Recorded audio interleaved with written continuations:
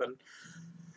What's going on, guys? We are back for a surprise out of nowhere that was announced at a session you saw, like, probably about 8 hours ago-ish of Lordly Caliber, because I screwed Colin out of a session by going to the metal show in our normal rotation.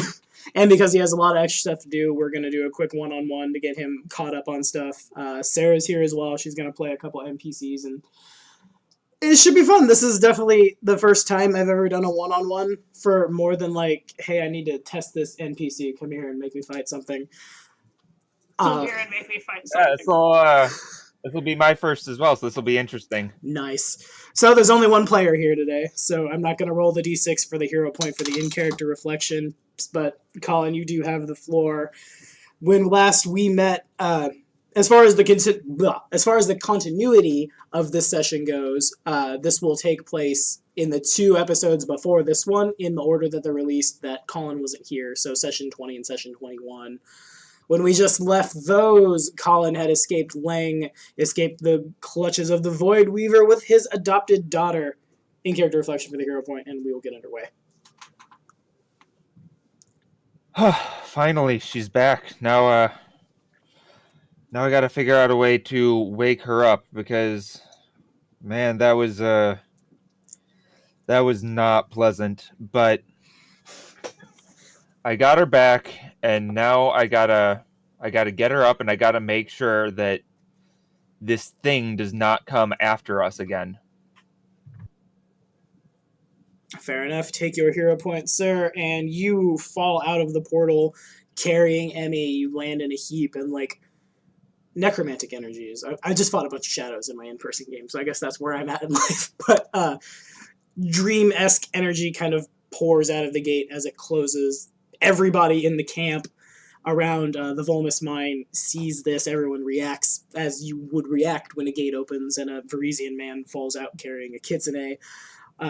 Mercutio sees it. Mercutio runs over, just, oh my god, what's happening? What happened? Who is this? What do we do? We gotta get her out of here! And he, like, wraps his arm, not awkwardly, around your waist, because he's a halfling, that's what he can reach. And he kind of, like, with strength you wouldn't expect from the, like, middle-aged, drunken halfling that he is, he, like, drags you, and you drag Emmy towards the healers as he's just, we gotta go! You! Open the gate! Get him to stop his demi-plane right now! And he kind of, like, pushes you as the gate opens and shuts behind you. And you arrive. Yeah, he got a voice for the first time ever, the first session you missed. Awesome. We did it. He's Bostonian. You arrive back in that familiar demi-plane you guys were at immediately after being released from prison and fighting those death worms. And the floor, sir, is yours. All right.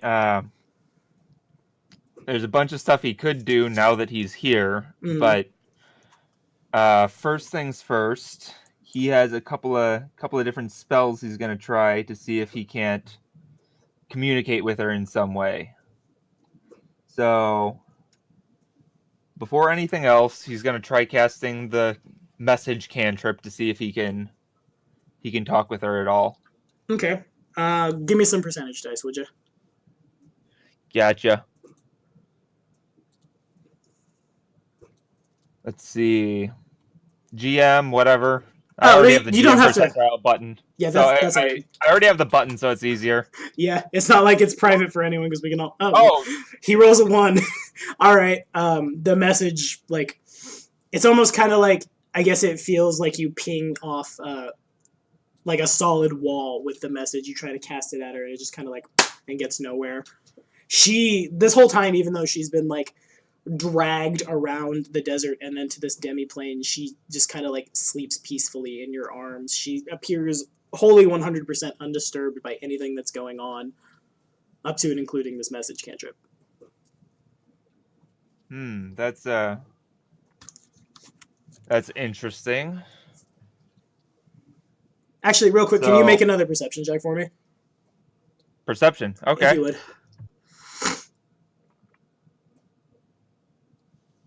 I guess while he's rolling perception, I should say I've been sick the last couple days, so there will probably be a lot of, like, gross clearing of nasal passages. Just bear with me, guys. All right. That is a 9. That is a 9 on your perception. I will give you that. The demi-plane appears to be mostly empty, whereas before there were a lot of soldiers taking like sabbaticals is the wrong word. You get it. Taking breaks off from the fighting now. It's like almost a ghost town. Wow. Okay. With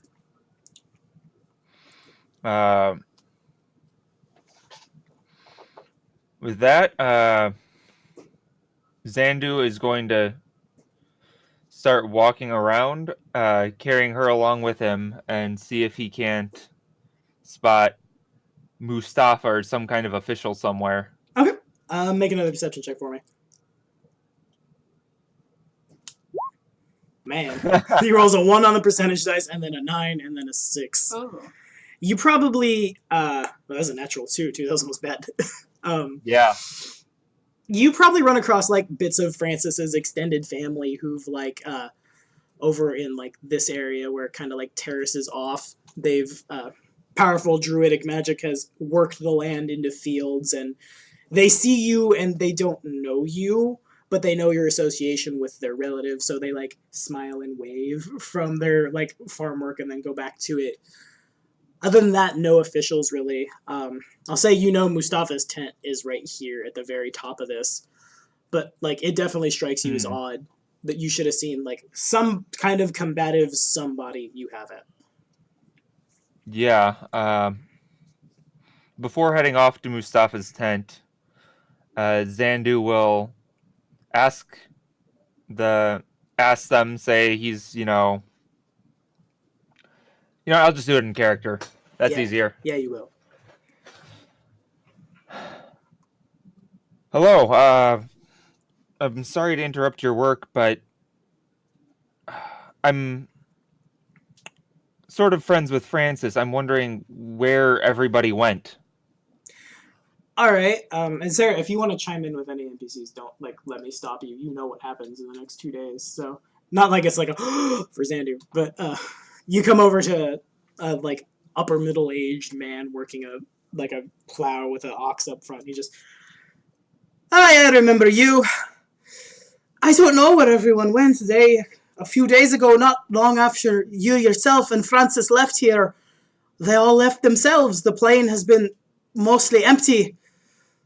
I guess I kind of don't mind it. It gives me time to work the field, gives me time to drink over at the tavern, and he nods in the direction of Fafnir's Envy, Ennerling's father, Gunter's tavern that had been like copy-pasted into this plane so they couldn't get attacked. Well, I guess that's actually cut-pasted. There's not 2 of them. But he just kind of like, have you seen Francis? How's he doing? Is he okay out there? Yes, he's doing wonderfully. That's good to hear. If there's nothing else, he kind of like swings in the direction of like the vast fields that have been like out of nowhere in the desert. If there's nothing else, we do have an army to feed. Is there anyone at the tavern still? Well, I don't know, lad. You'd have to go see for yourself, wouldn't you? It's not impossible, I suppose. He kind of like looks up at the sun that hasn't moved. It always just sits at noon because this is a demi-plane. It's hard to tell what time it is out here. But you know what they say. It's always 5 o'clock somewhere. And he winks at you. Some of his family members hear it and kind of like under their breath a little bit. All right, well, he's gonna first head to the tavern before looking for Mustafa to sort of get an idea of where everybody went, what's going on. All right. I think I will roll the percentage dice this time. Keep me involved here. Boom. And that's probably, I rolled a 98. So, all right, you answer Nice. You answer Fafnir's Envy, and though I rolled really well, I will still ask for a perception check. Gotcha. That's better. That's much better. Okay, so when you were staying here, and you do still have a room here, you definitely heard from a back room with a sign marked employees only the sound of like an old rickety rocking chair going back and forth. You don't hear it as you walk in. No, Sarah, he doesn't hear it. It is done. It is not here now. And so too are, there's nobody here. You notice also Gunter's bow that had been leaning up like behind the bar is gone. It looks like people come and go still. There's the place isn't disheveled, but it's not like pristine either. There's glasses laying on tables. There's probably like some of the tables around the back, like whole like decanters of wine and like casks of mead have been dragged over where people are like celebrating, you imagine, or at least just like drinking heavily. But right now there's nobody here. So it's sort of like, does it look like they've been sort of serving themselves lately? Yeah, or it is does. there okay?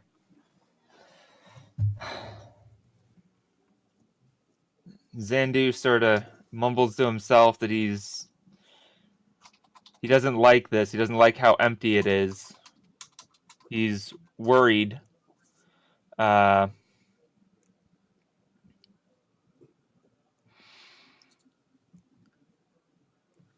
know what he's gonna do?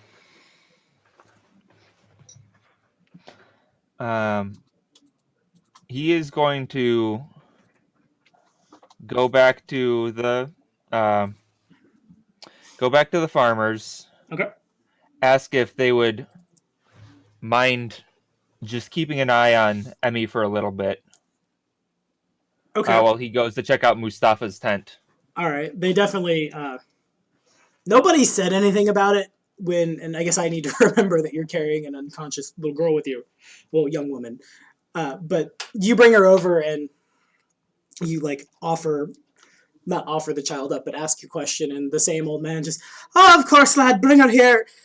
You bring some water, as he like waves over to like a little boy who goes off running, to presumably go get like stuff to make her comfortable and like set her up. They put her on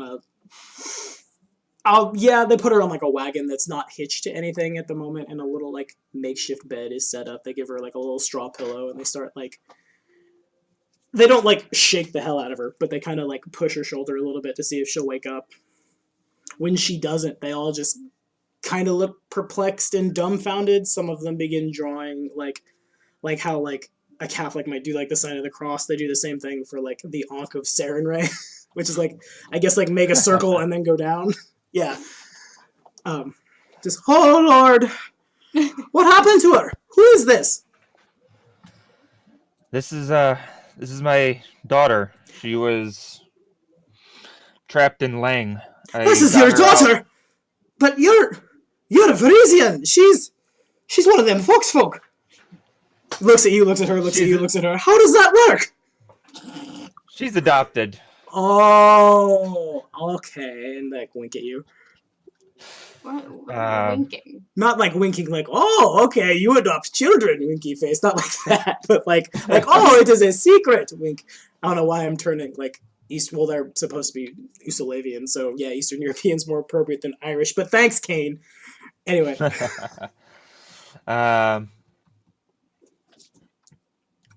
If you don't mind, I'm gonna cast a message on you. So if anything goes wrong, we can let each other know. All right, he nods. Just, of course, lad. Do what you need to do.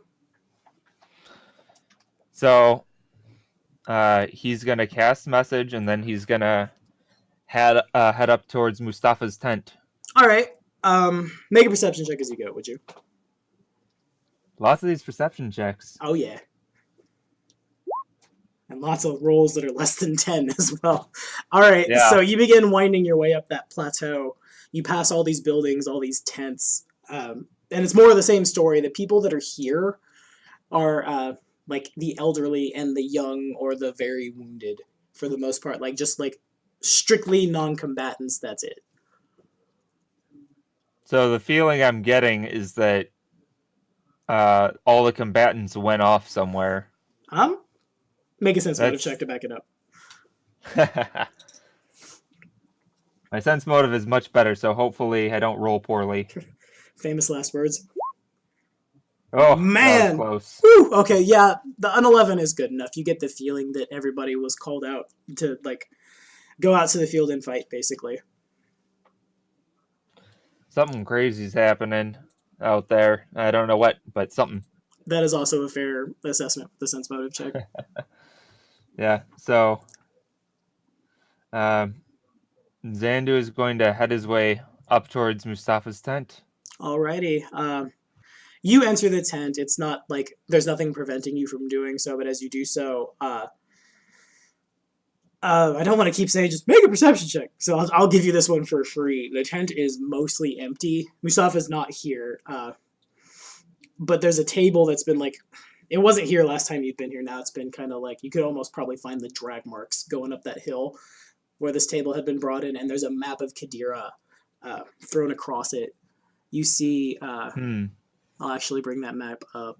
You see this. You don't see the random and the Mustafa token and the Raven and the random soldier. Well, we can just kill those. There you go. That is what you see. All also, right, across the room, there is a.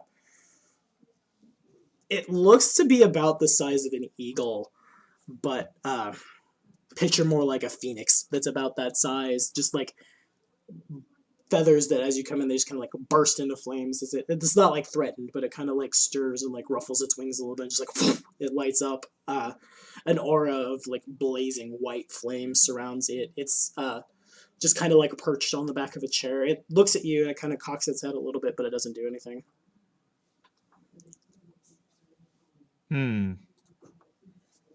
I don't have talk to animals or anything like that.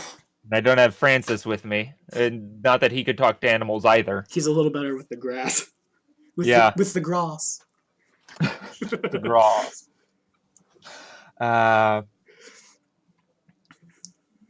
So, see this big old map. A whole bunch of stuff outlined in red in one way or another. Are there any, like, place markers on there of any kind? Like, little chess pieces or something like that?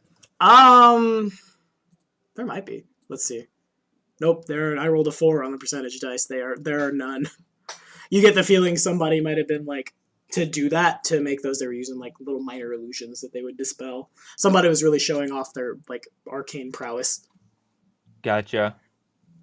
Okay, that makes sense. I was hoping maybe for like a knife stab mark somewhere and where they were going. Let's see. Is there anything in Mustafa's tent that could help me scry? Any sort of magic device? I'll break out the percentage dice. And I get a 37. I mean, there's a lake outside you could use. Here's kind of like... It's kind of turned bare bones. There was a lot more like spears and shields and scimitars and stuff like along the walls, but those are all gone now. It's almost like Mustafa himself kind of like packed up and left. Except like the only real major like not talking points, but the things that draw your attention in this room are that map and that little like tiny phoenix essentially, which continues to just kind of watch you and like cock its head as you move around.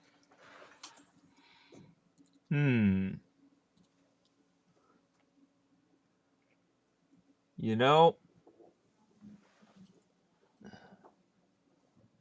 I wonder. I don't actually know if I have handle animal trained or not. Let me check something real quick. Okay. I know I have a +5 to it, but I don't know if that's just straight diplomacy or just straight charisma or what it is. Well, what's your charisma score? Is it 20? It's been too long. I don't remember. It's at least 19. Okay, then it's probably your... Okay, so it is 20. Yeah, so that's just straight charisma, so it's not trained at all.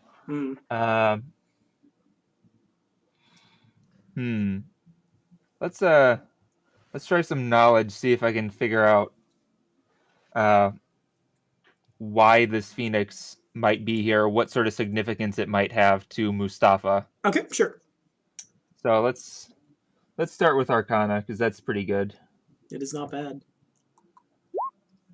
Oh, yeah, finally you roll something decent in like 4 sessions. Oh, that's me. Yeah. He's been rolling real bad, you know that. Anyway, So 29 Knowledge Arcana. This creature is not a phoenix. This creature is called a... oh, God, how do I pronounce that? I thought there was an L in there somewhere. Yihome. Thank you, Sarah. A Yihome. You're welcome. My English degree is doing some use. It's helping me speak Arabic. It's essentially A Yihom is a spirit of holy fire that serves Saren Ray. According to the faithful, each time a phoenix is reborn, a portion of its soul incarnates in Nirvana as one of these guys. They are eternally young, and they are creatures associated with like joyful songs, healing, and with everything else with Saren Ray, the cleansing fire. They're a lot less like wise and powerful than a true phoenix, but they kind of act like as if like a great weight had been lifted from their souls, and they kind of like, it's weird to not see this guy just like fluttering around the demiplane carefree.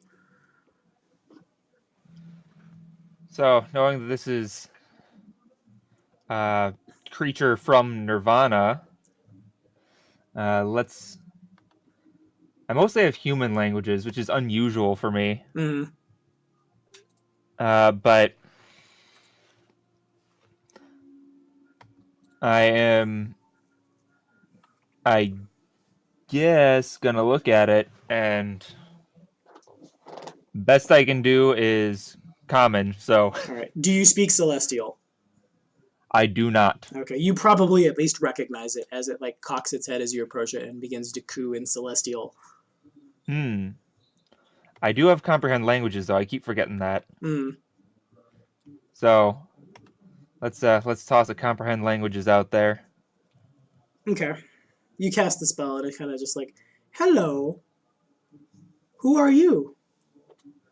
What are you doing here? As it kind of like its head just continues to like cock around and move really fast. I forget if comprehend helps me speak the language or not, or if that's a higher level spell. I'm assuming it doesn't. I'll look it up. Well, there it is. I have it right here. Okay, so the ability to read does not necessarily impart insight into the material, and you understand and read, not speak or write it. So you can't speak Celestial, but you can understand it. Okay. So, I guess... I guess the best thing I can do then would be to go up to it, assuming it's not getting getting upset with me for approaching it. Oh no, it seems fine. It just seems like curious, if anything. Okay, if that's the case, I am going to mind link it. Okay. What does that spell do? It allows me to communicate a lot of information very quickly that is not language dependent. I see. Okay, so his spell resistance is down, so we don't need to roll that. You have to touch it? You have to touch it, okay. Yeah. So go ahead and make a fortitude save as you reach out and touch it. Because it is, like, on fire. Oh, is it? Yeah. Oh, boy. Gotcha. Actually, I lied. Not a fort save. Make a reflex save. Gotcha. Okay. 25. That is more than good enough to, like, you touch it long enough to cast the spell, just ooh, ha, ha, ha, and, like, shake your hand so you don't, like, take that 1d6 fire damage associated with touching fire. All right, what are we trying to tell him? So, first of all, I'm trying to tell it that I can't talk to it. I don't understand Celestial, but I can't speak Celestial, but I can use my magic to understand it. Okay. You said these things are associated with healing, correct? Mm-hmm. So then I am also going to communicate that my adopted daughter was trapped in Lang, that I rescued her, but she's under some sort of enchantment and not waking up. And that I need its help to heal her, as well as communicate where she is in the demiplane so that we can head over there. All right. So you say that you can understand it but not speak its language. It kind of like non-verbal, well, not non-verbally, without using words, it coos and nods, and then you begin to like go into talking about Lang, and it kind of like, whoa! And as you say that, like the flames on it, like kind of, they don't like attack you, but like up as if you threw a bunch of like dust into a fire. It's definitely like really, really hot in here for a split second. The duration of this whole thing is instantaneous, by the way. Oh, geez. Okay, so it's not, and then it probably actually just like takes off out of the tent, just like flying at like full speed. Which, by the way, is what? Okay, it like hops off its perch and then just out of the tent, flying in the direction of the fields. Okay. It's actually probably not long before you hear the farmers just, "Oh Lord, what is that? It's like a wee baby phoenix." I'm gonna lots of loud, like, communicate with them with a message and tell them what it is, what it's there to do. Okay. And I'm right behind it. The oohs and ahs and all of that kind of like you hear them calm down from the fields as you begin making your way down. Okay, you get there. The Yihome, I pronounced that Yom for so long. Oh well. The Yihome, like, it's perched next to Emmy, and it's extinguished its own flame, so now it kind of looks more like a dove that's the size of an eagle, I guess I should say, rather. That's really interesting. Wow. This straight out of Inner Sea Gods. This is I think you should be able to take this as an improved familiar because it's fucking super cool. But yeah, it is. It begins like positive energy is flowing from its beak as it like not aggressively pecks at Emmy, but kind of like tags her a little bit. You can see like any wound that opens up as she's getting pecked at instantly heals. She kind of gets surrounded with like holy auras, but nothing really seems to like happen.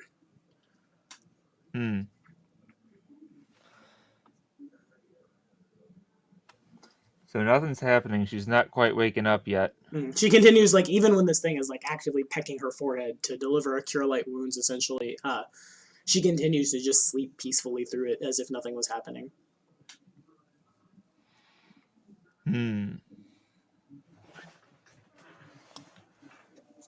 Interesting. All right.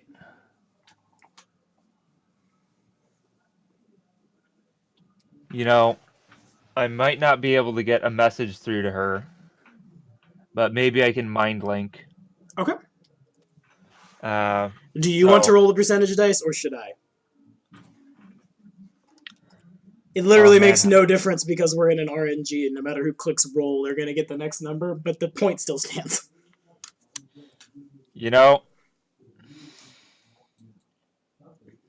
I'm the one doing it, so I'm going to try. It's not going to allow her to communicate anything back to me, but if I can get it through, it'll allow me to basically tell her what's happened and what's happening. All right, go ahead and roll the percentage dice then. All right, fingers crossed. 35. You get the feeling. Well, go ahead and tell me what you're trying to tell her.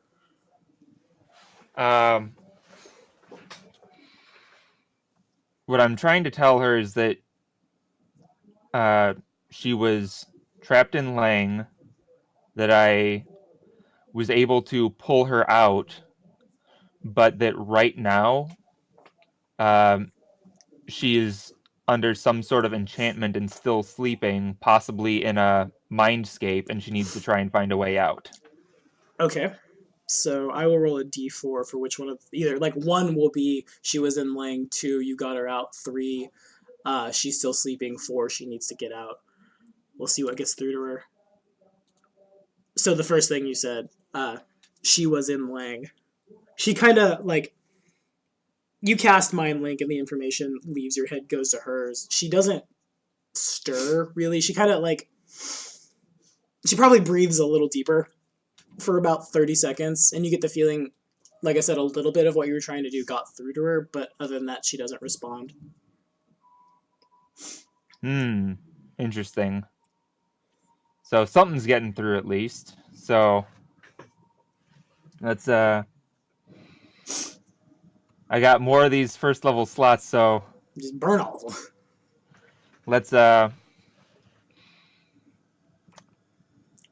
if it's only partial information getting through, I'm going to reduce the amount of information I'm trying to communicate per shot.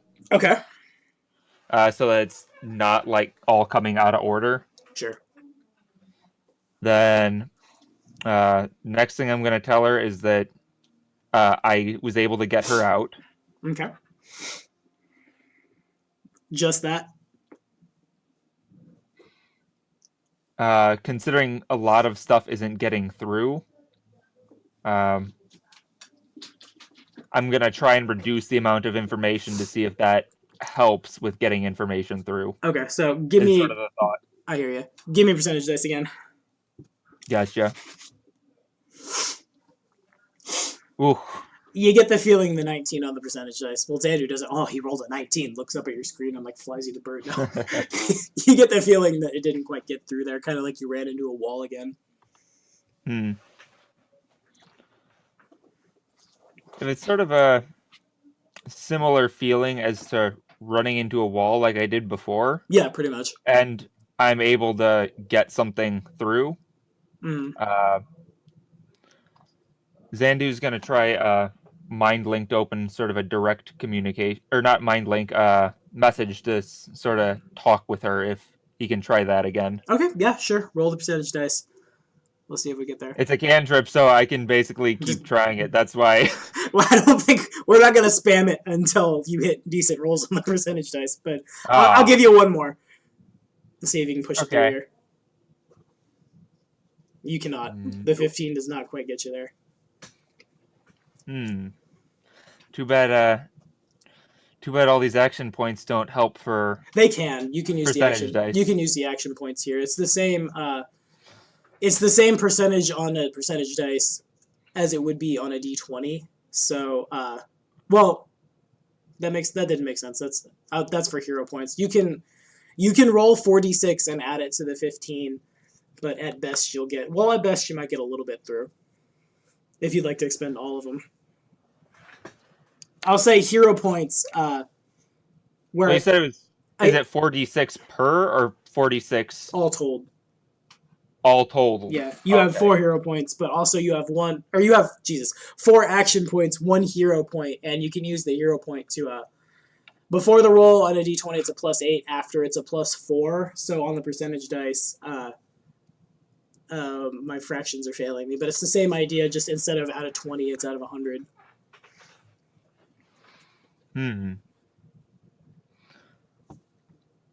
Those hero points are pretty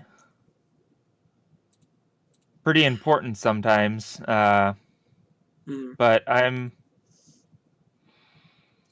feeling like this is something where if I could try the hero point to re-roll, I would take that. You can do that too, for sure.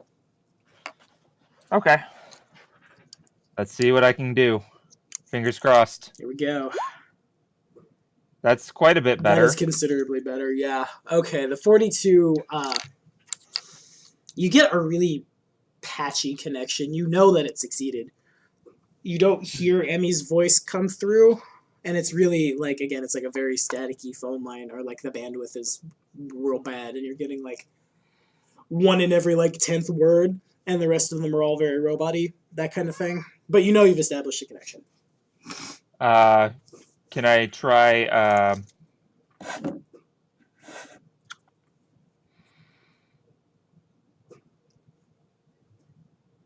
You know what he's going to do? If it's really staticky, how long does this thing last? I have no idea what the duration on message is. I can bring it up real quick. Good question. I think it's something like 10 minutes. Yeah, it's 10 minutes per level. So you've got it for the next hour and 10 minutes. So I don't hear her voice, but what Zandu's going to do is he's going to put a message basically on loop for that hour and hope that she's able to piece together enough of the words to figure out that he's repeating the same thing and basically put the sentence together. Okay. So he's going to put you, put on that he was able to rescue her from Lang, that she is asleep, quite possibly trapped in a dreamscape, that she can that she should, knowing that she's in a dreamscape, be able to manipulate the world she's in somehow. And that she needs to find whatever the trigger is to get her out of there. All right. You get the feeling, like in the hour and change that you sit here and say this over and over, I think you have to actually sit and like say it forever. Do you not? Oh yeah, for sure. So that takes an hour, and I'm gonna do you like I do the rest of the party. It's been 3 hours running around the day. I know it probably doesn't seem like 3 hours, but it's been 3 hours running around talking to people and all that stuff. So it was like 4 in the afternoon when you left Kadira. So now it's probably like you figure it might be about nighttime. You are relatively confident that the information got through. She doesn't reply. She continues to sleep soundly. But like for your part, you did what you could, and it succeeded as far as this cantrip goes. Gotcha. All right. I'm assuming that there's like no merchants or anything around. Make a perception check. All right. I'm gonna say that till I'm blue in the face, but make a perception check.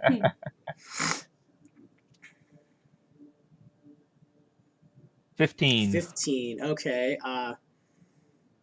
I'll say you knew there was like blacksmiths and apothecaries and like even simple like triage centers set up here in the demiplane. Doors are shut, but that doesn't necessarily mean closed. It's just that there's not a whole lot going on here right now. Also, you sort of remember you weren't really paying attention. Your mind's obviously other places right now, but you passed kind of like, let's bring back the other map. It's totally arbitrary, but I want my arbitrariness. We're going back over here.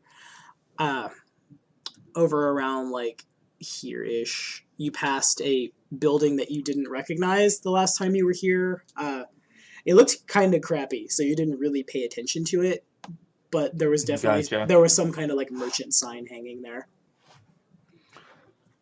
Okay, Zandu will sort of leave Emmy where she is, put another message spell on somebody so that he can keep in touch should he need to. Okay. And he's going to investigate the crappy building that had the merchant sign. All right, so you make your way over there. It probably takes about an hour to go all the way across the breadth of this place, and as you reach the place, you see it kind of looks like, in the same way that Pathfinder's Envy was like cut and pasted from, I can't think of the name of the village. The name of Grungby, the village of Grungby rather, and like here for safekeeping, it's the same idea with this place, but it kind of looks like it was pulled out of a slum somewhere. It's really run down. It's really like the windows are all kind of like smoked over almost, so it's really hard to see through them. But the one thing you can make out, hanging above the door, swinging like in the way that signs for buildings like this do in fantasy settings, there's a coat of arms where what you assume, especially by the name of the place, is a kobold that's set up like almost like Egyptian painting style sideways, carrying a potion in one hand and a dagger in the other, and like the first two words like half circle above him and the last word half circle below him read Blue Kobold Emporium. Interesting. Zandu will knock on the door. All right. There's no response. No response, huh?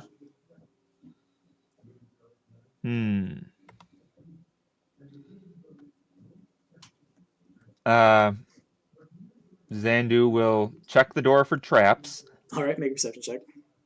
All right. Not that I have any skill with doing this, but hey man, you never know. It's better than nothing. Could have been worse. The door does not appear to be trapped. It just kind of, again, it looks really run down and crappy. You imagine, like, even, I don't claim to know your strength score, but even, like, somebody like you who's not a big, burly warrior might be able to push hard enough and just, like, knock this thing over. Zandu will try the doorknob. Okay, there's nothing preventing See you if it's from... locked. It is not locked. All right. He's going to enter and look around first to see if there's anybody in there. Okay.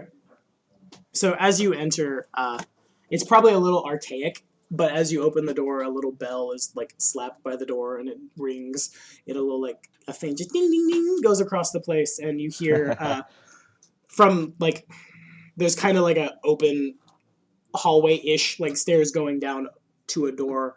The door is slightly ajar. Just yes. 1 moment, we're coming. And he like, well, make a perception check. All right. I know I'm going to say that so many times. Oh, yeah. I got to see how well you see stuff. 11. Alrighty. Again, it could be worse. Yeah, it totally could. I think this is actually legitimately my first ever uploaded. Yeah, okay. So we will drag him over. Make it a little bigger. I think it's control, not shift to preserve. Yeah, there we go. Okay, so a half-elf begins making his way up the stairs. He's wearing a really thick trench coat, and he kind of like, as he walks, you hear the familiar like tink, tink, tink, tink of a bunch of like potion bottles slapping against each other from within this trench coat. He kind of like, as he gets to the top of the stairs and makes his way behind a counter, he watches you, not necessarily as like who is this person? What is he doing in my store? Do I need to kill him? Not necessarily, oh, a customer, but it's kind of like mixed in there a little bit. He just, yes, welcome to the Blue Kobold Emporium. And he makes this really big, really like over-exaggerated bow, but as he does so, his eyes don't leave yours. Just, how may we serve you?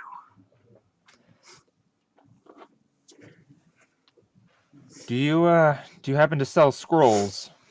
Scrolls? Well, he he waves his hand in the direction of like a closed wardrobe, and the wardrobe, like, it doesn't like fly open, but it opens up from a perceived mage hand, and like racks upon racks upon racks upon racks of scrolls just like come out, and he kind of looks back sardonically and, I dabble. What do you require? Something that might be a little bit unusual for an arcane caster, I would suppose. I see. Well, here at the Blue Kobold Emporium, we are more than willing and able to dabble in the unnatural for our patrons. And again, he continues this aura of like big, like uppity salesman, but like his eyes don't carry it. His eyes continue to ask you to make a sense motive check, actually, is what we're going to do. Gotcha. 21. There you go. All right, we're getting better rolls. He is definitely like threat assessing you actively as you walk in. You also notice there's a pistol hanging from his hip and a dagger hanging from the other side. And also, like, it doesn't take much of a roll for you to know that, like, the clink, clank, clink, clank in his overcoat marks this guy really hard as an alchemist, and you probably haven't, like, run into, well, Enterling is an alchemist, yes you have. Yeah. You definitely know that there's probably more to this dude than meets the eye. All right.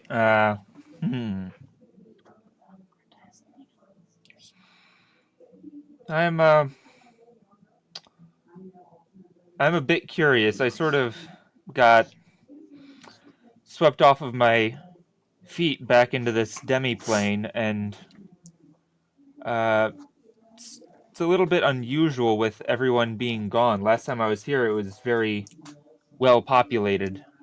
Ah, yes, you and me both, my friend. I will say that this place is certainly better than paying the egregious imperial taxes one expects so far in Cheliax. But it is a little too quiet for my tastes. You Hi. know, Make a perception check. all right.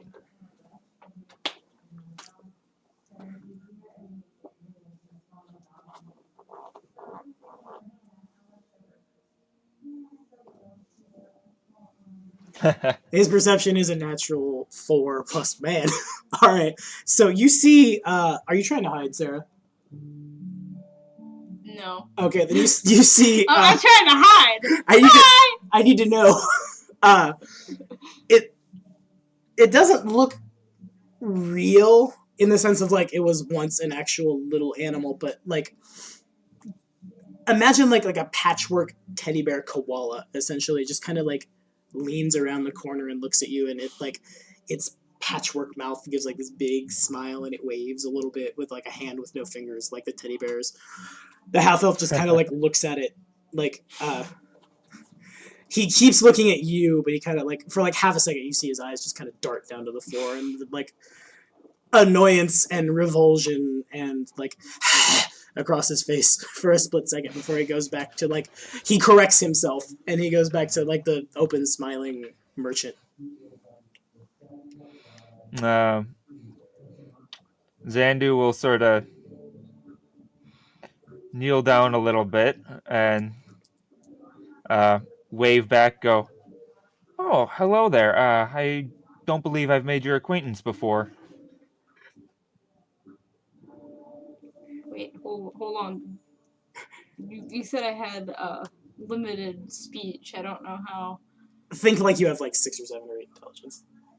Oh, so I can talk, but you can't speak as eloquent. You cannot speak as eloquently as me. But if you wish to speak, he's obviously talking to you. Okay. I just didn't know. Like if I could just go hi. She got her briefing. She got her briefing like 10 minutes before we started. So. All right. Memo to you. Edit that out. Who cares? It'll be fine. It's not like we're like beating up each other.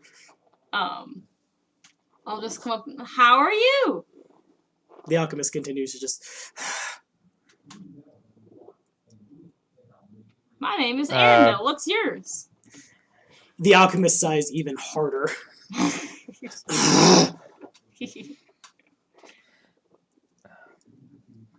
Zandu will sort of look up at the alchemist.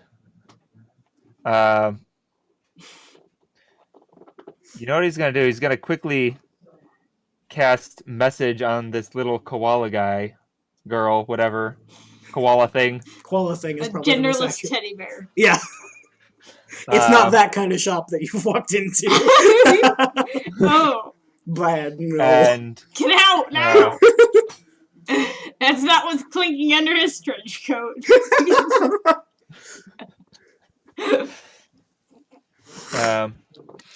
So he's going to. He's basically going to be trying to run 2 conversations at the same time here. Okay. So he's going to introduce himself to this little teddy bear and return his attention back to the alchemist. Okay. At least outwardly. Mm-hmm. And to the alchemist, he's going to say, I apologize if I am being rude, but I did not notice your building last time I was here. When did you arrive? You are fine. I have been here for... He kind of like looks at the sun that hasn't moved from out of his like really gross, unclean window back at you. Just perhaps 4 days. No offense was intended, and please excuse my familiar. He kind of like leans over and like he doesn't grab the koala, but he kind of like puts like 2 fingers on its little shoulder and just come along now. Do not bother the customers. I want to meet new people. I said come along. No, now. But I want to. He picks up the koala and puts the koala in what you imagine is a bag of holding. It probably sounds about like that too, as he kind of just casually like, he doesn't like chuck it, but like just kind of pushes it back to like maybe like 10 feet behind him. It's still open. It doesn't really like stop anything. He just like, again, it's kind of like you get the feeling that like a social faux pas has occurred and he didn't want you to see that. Yeah. Do I know if it's typical for alchemists to have familiars? Make a check. All right. The best I can do is knowledge arcana. That should work, yeah. Oh, baby. Oh, boom. Okay, he got a natural 20 finally. All right, so it's not normal, with the exception of like maybe somebody might grow a tumor that develops sentience, or like their hand might like pop off and be like running around on the floor. You get the feeling that there goes my voice. You get the feeling that this thing might be a little more like a especially sentient simulacrum. To say that 10 times fast, but essentially think like a little doll that someone might have put a soul in, probably him, and it kind of like he's treating it like a familiar, but it doesn't necessarily function in the same way. The more proper term might be like assistant. You know, alchemists, like, he could have figured it out. He seems intelligent enough, and from like, despite the outward appearance, he's like, as you're talking to the koala, he kind of like, yes, scrolls, gates, miracle. Ooh, there's a fun one. Meteor storm, maximized, intensified. What are some other fun meta magic feats? Quickened, heightened, shocking grasp. You're not a magus. Rolls it up, puts it back. You get the feeling like he could have pulled this off, or he could have asked somebody to do it, but like, that thing's probably like I said, it is a soul that has been put into a construct. Interesting. And you said probably his. Yeah. There's certainly no one else here, so that's a very, very like solid deduction. Huh. Interesting. What to do with this information? This is very, very interesting. He probably, like, as you like are mulling this over, he just, forgive me, where are my manners? He kind of like dusts himself off a little bit, like with mage hand, and he extends a hand across the counter. Just, I am Irindil Uldrayan. Welcome to my store. And he like reaches out to shake your hand. Essentially, he doesn't like go so far as just like grab your hand, but is that idea? Okay. Zandu will look at him. And I suppose he will also shake. He's a bit nervous about it, maybe not visibly, but he has his suspicions. All right. I don't know what the mods are. Irindil is very aware that you are nervous. That's a sense motive plus mods. He doesn't have a character sheet for Pathfinder anyway, but he shakes your hand. He kind of like, are you not the seer of Varisia?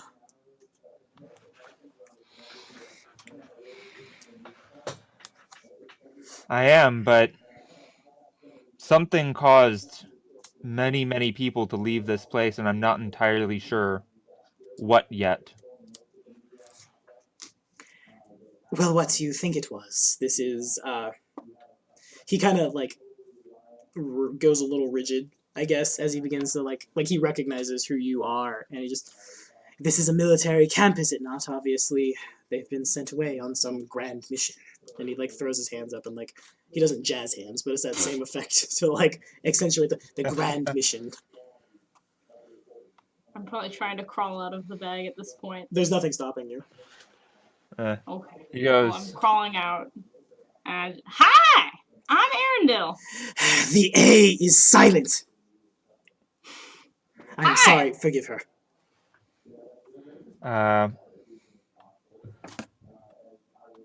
You know, I did notice that this is she is a simulacrum, not necessarily a familiar.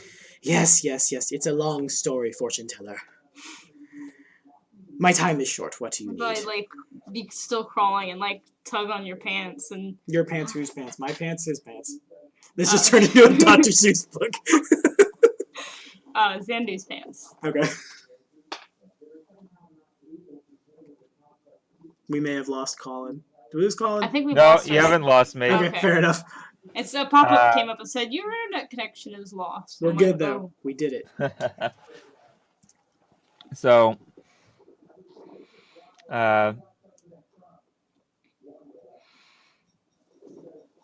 Zandu will sort of cast message again and ask Arendelle, where the A is silent, Okay. and ask necessarily, no,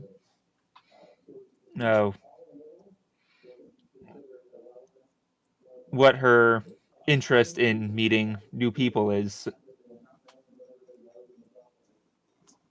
I just like Like, to make people happy. I just want to meet as many people as I can. oh gosh, that's Not like Pogue. that's not what I was thinking either. I'm thinking like Voodoo Vince style. It's just go, wow, gosh. I'm like, uh-oh. Hmm.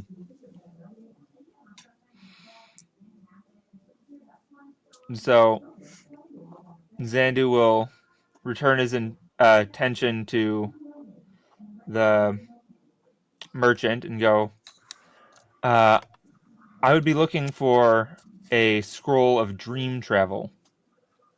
He kind of like without not like leaving his eyes on you and kind of like out of the corner of his eye glaring at his simulacrum, he mage hands through the scroll rack until he the GM looks at the spell. It is he might be able to pull it off. I'll roll percentage dice. So that's just essentially teleport, but only in the dimension of dreams. Am I reading that?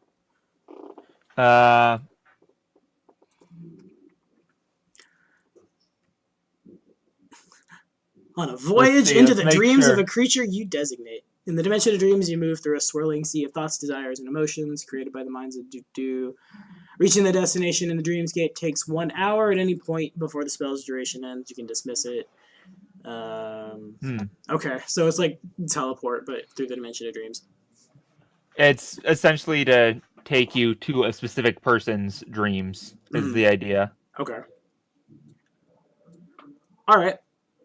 He begins kind of like fiddling through the back of everything and kind of like he gets to away from like maybe you see like little holy symbols drawn almost kind of like in a mocking fashion across some scrolls or even like potions and through like the stuff he's a little more concerned with to where you kind of you don't speak Aklo, do you? Nope. Common Varisian, Shantoi, Scald, Shinhu? Kelish with a K. Shanti, sorry. Shawanti? Okay, gotcha. And Osirani.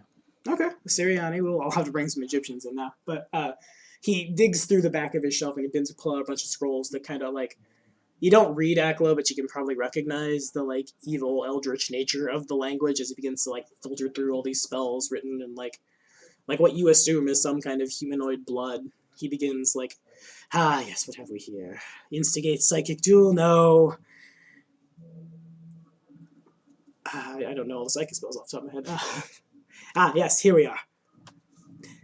Dream travel. And he sets it down with like all the like grace and poise of a very like famous and all-powerful merchant and kind of like mage hands it over to you. I must ask, however, what is this for, this magic? I do not get many customers for this sort of thing. What are you intending to do? Well, I do suppose that my business is my own, much as yours is yours. Alrighty, he will make an intimidate check. I don't know what he adds. It's probably bad. Go ahead and make that will save. I'm crunching numbers in my head. Okay. He's level that. He adds... Okay, I know what he has. Let's hope I do better with the will saves than I did with the Void Weaver. Yeah. Yeah, that was it. There we go. Alright, that doesn't pass. That's decent. Yeah. It is a +2 to mind affecting effects, which I guess is not. Yeah, this is totally... He's trying to, like, essentially give you mechanically, like, the shaking condition. You say what you say, and he kind of just, like... He mage hands the scroll, like, in one deft motion back to his hand, and... What are you hiding? Tell me. You should try being nice. Enough! And as he, like, yells down at the koala, like, you see his hand, like, instinctively go to his pistol. He doesn't, like, draw it, and once he realizes what he's doing, he, like, takes his hand off it and just kind of, like, brushes it off. How about we make a deal? You tell me what you're hiding, why there are several scrolls written in unholy languages, and why some of them are written in humanoid blood, and then I'll tell you what my business is. All right. He stares at you and says nothing. Make some kind of social check. Some kind of social check. I'll throw my... That's my will save. That's something I don't know what I add. Quickly, to the Alchemist tab. Quickly to the Alchemist tab. Because last time I played this guy, I played him in 5th edition, and his save would be considerably worse compared to yours if we just ported that straight over. Will is my bad save, really? That's weird. Okay, I know what I have. Now the question is, do I want to try to intimidate him into it, or do I want to try to bluff him into it? It's your call. Both are acceptable. I suppose it depends on whether or not Zandu actually intends to tell him anything. Okay. So, right now, Zandu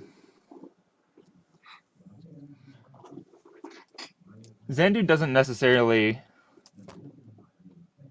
think that he's going to tell him something, but it sort of depends on what he's going to say. Okay. So it's sort of a cross. I guess I'll try intimidate. Okay. It's a close call. It is. That is Ooh. just barely not successful, I think. Let me... Yeah, that's... Well, nah, that's good. That succeeds. He, What exactly do you say to him?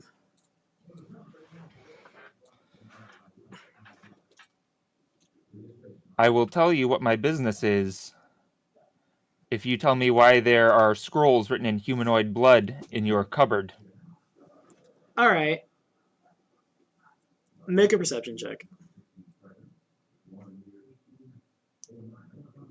I think I know what he's about to do. He's probably putting his hand on his pistol or something.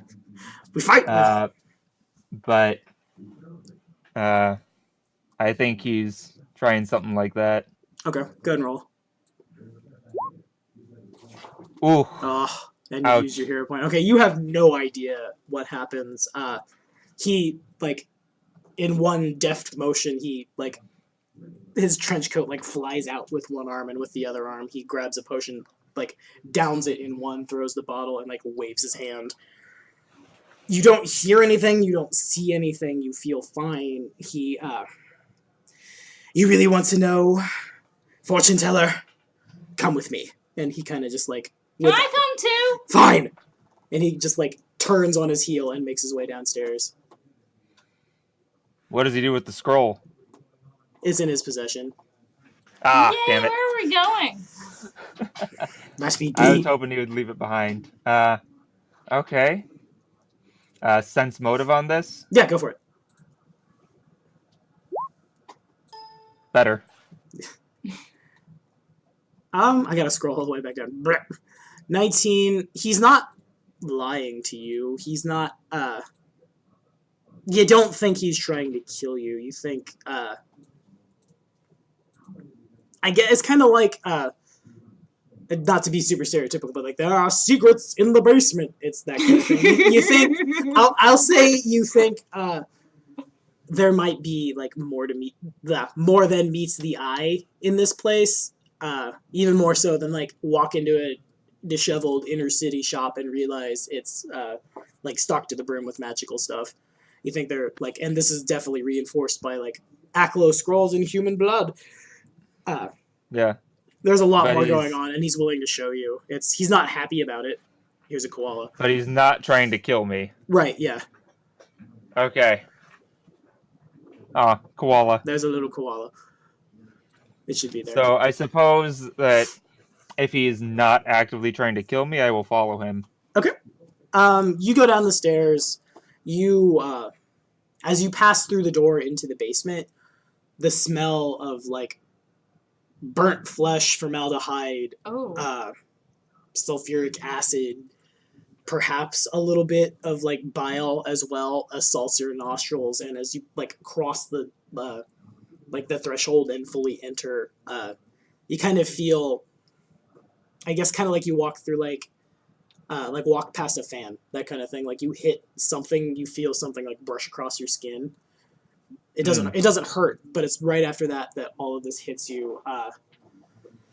There are several cages along, like, the walls in various states of disrepair, as well as 2 or 3, like, operating tables, essentially. They're blood-stained. There's no one actively on the tables, but there are several, like arm restraints, leg restraints, head restraints, neck restraints.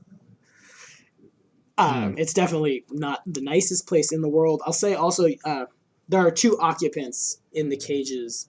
One of them, and it's a little bigger, because it has to be to accommodate him. One of them is, it's humanoid. Is set exceptionally tall. Its skin is kind of dark.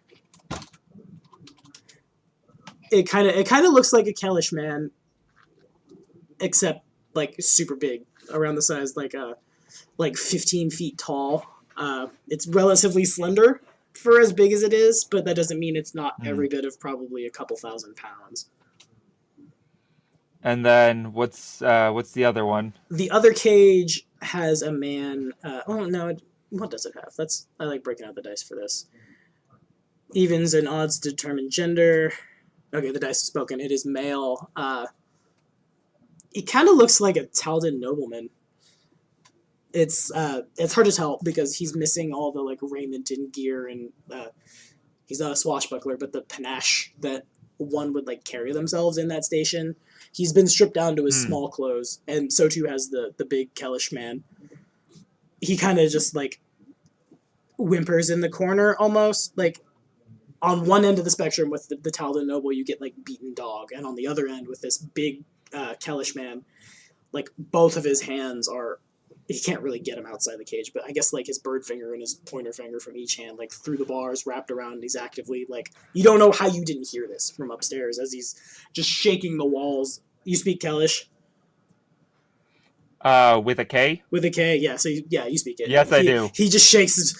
Let me out, little one. The time has come to fight. Let's let him out! No! I don't like this! Do you want to die? No. Make a perception check, would you? Me? Yeah, you. Not Okay, Sarah doesn't have... me or Sarah. Sarah doesn't have a character sheet. She has a personality. All right. Okay. 23. It's not hard to see with a 23. There's an Ouroboros carved into the chest of this big man. There's a what? An Ouroboros, the serpent biting its own tail in a circle. Now, where have I seen that before? Do you not remember? No, I do. I was being sarcastic. Okay. It's it looks pretty old. It's scarred over. But like you definitely know exactly what that is, and you probably know why he's acting that way. Is that the big one, the small one? The big one. Make a knowledge, some kind of just knowledge check. I don't know. Oh, I meant like whether it was on the guy who is bigger or the guy who's smaller. The guy who's bigger, and I guess don't worry about the knowledge check. Okay. You definitely like, you're sure, and the Ouroboros and the way he's acting kind of like drives it home. That's a giant. It's he's kind of lanky and he's dark skinned. You get the feeling. There's a lot of variants of giants across the plains. This is a desert giant, probably just pulled straight out of Qadira. Gotcha. The alchemist he makes his way to like you hear the sound of something opening, and you see him like reach his hand into empty space, and he withdraws from this empty space a like green vial. He makes his way over to you, and as he does so, he's kind of like toying with the vial in his hand, spinning it around, looking at it. You want to know Zandu what will- we do at the Blue Kobold Emporium, little one? Drink this.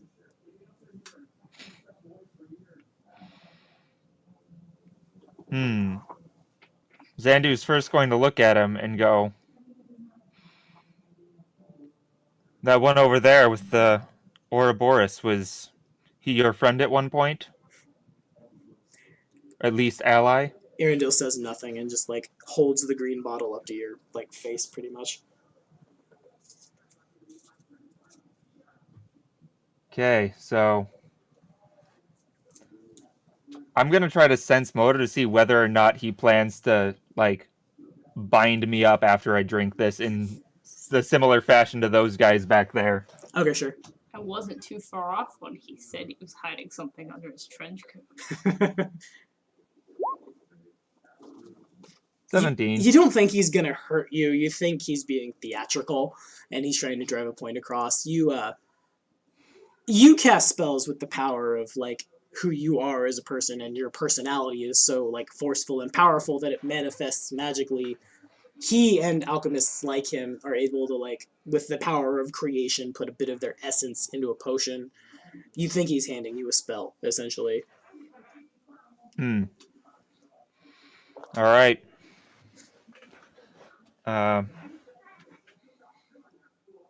Zandu will take the potion, go,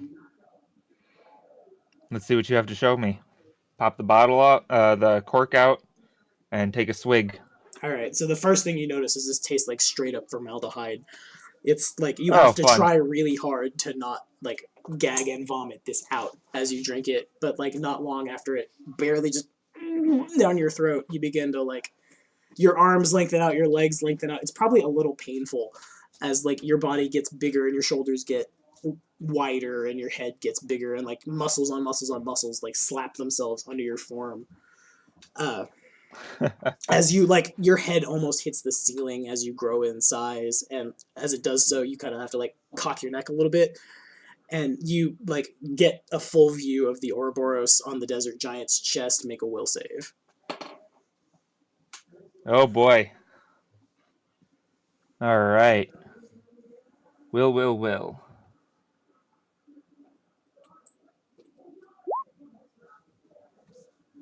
This is mind 18. affecting. It is. That's +2. Alright, so a 20 is And not I'm quite not level enough. 20 fails. You see the Ouroboros and it begins to spin on the desert giant's chest. As it does so, a faint, like, well, not a faint, it's very overt. The like aura of friendship appears, like it did how I described it for Interling with the cave giants. It appears around him, and Arendelle, the koala that calls itself Arendelle, and the Taldor man in the cage, they kind of like have this aura of not friends, essentially. Like you want to kill and eat them. You begin to like turn around as the giant, like, they're intelligent, and he realizes you just cast a spell, but he doesn't seem like he's not putting 2 and 2 together unless he's just, yes, more friends, yes, now the time has come, we kill, we eat them, now, go! As you, like, you turn around to, like, begin to advance on Arendelle, he rolls a d20 plus his caster level over his own caster level, so there's no way he could have failed.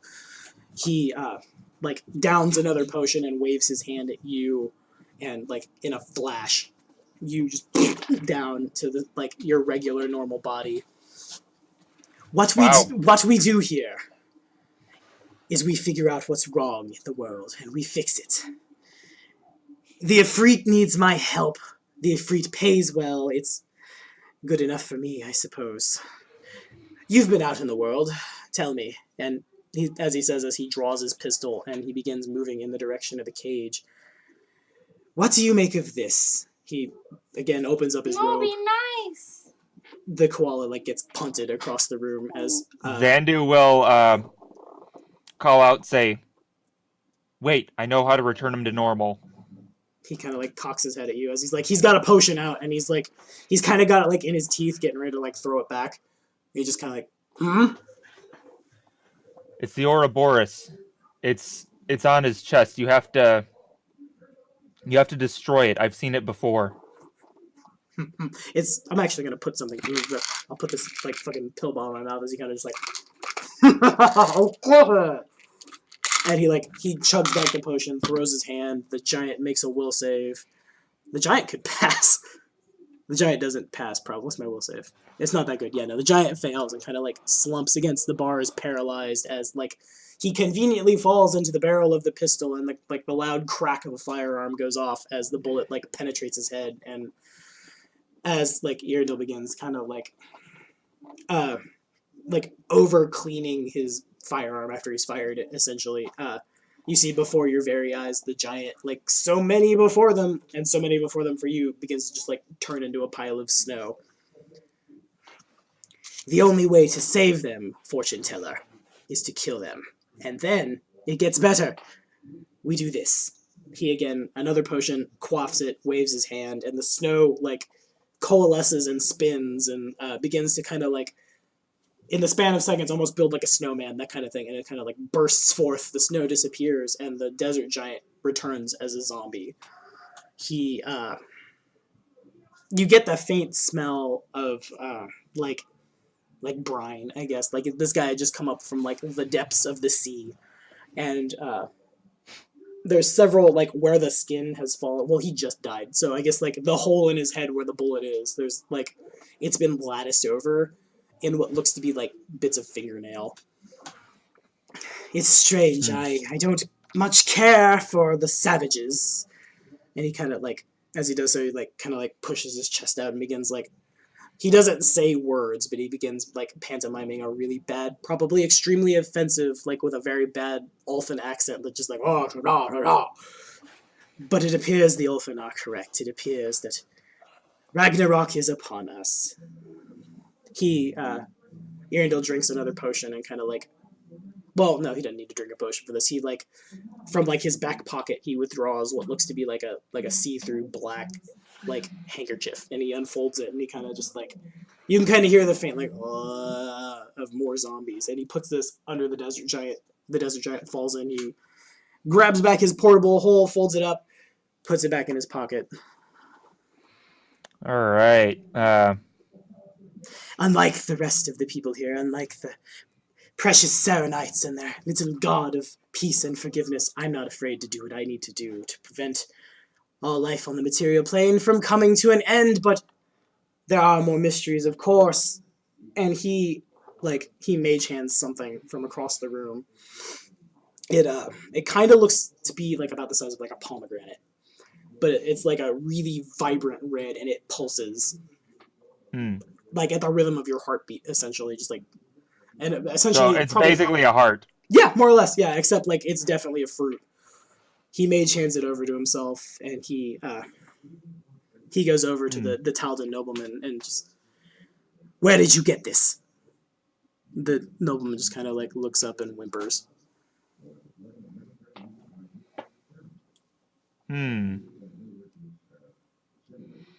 So first of all, I'm going to try some knowledge to see if I know at all what Ragnarok would be in the Pathfinder universe.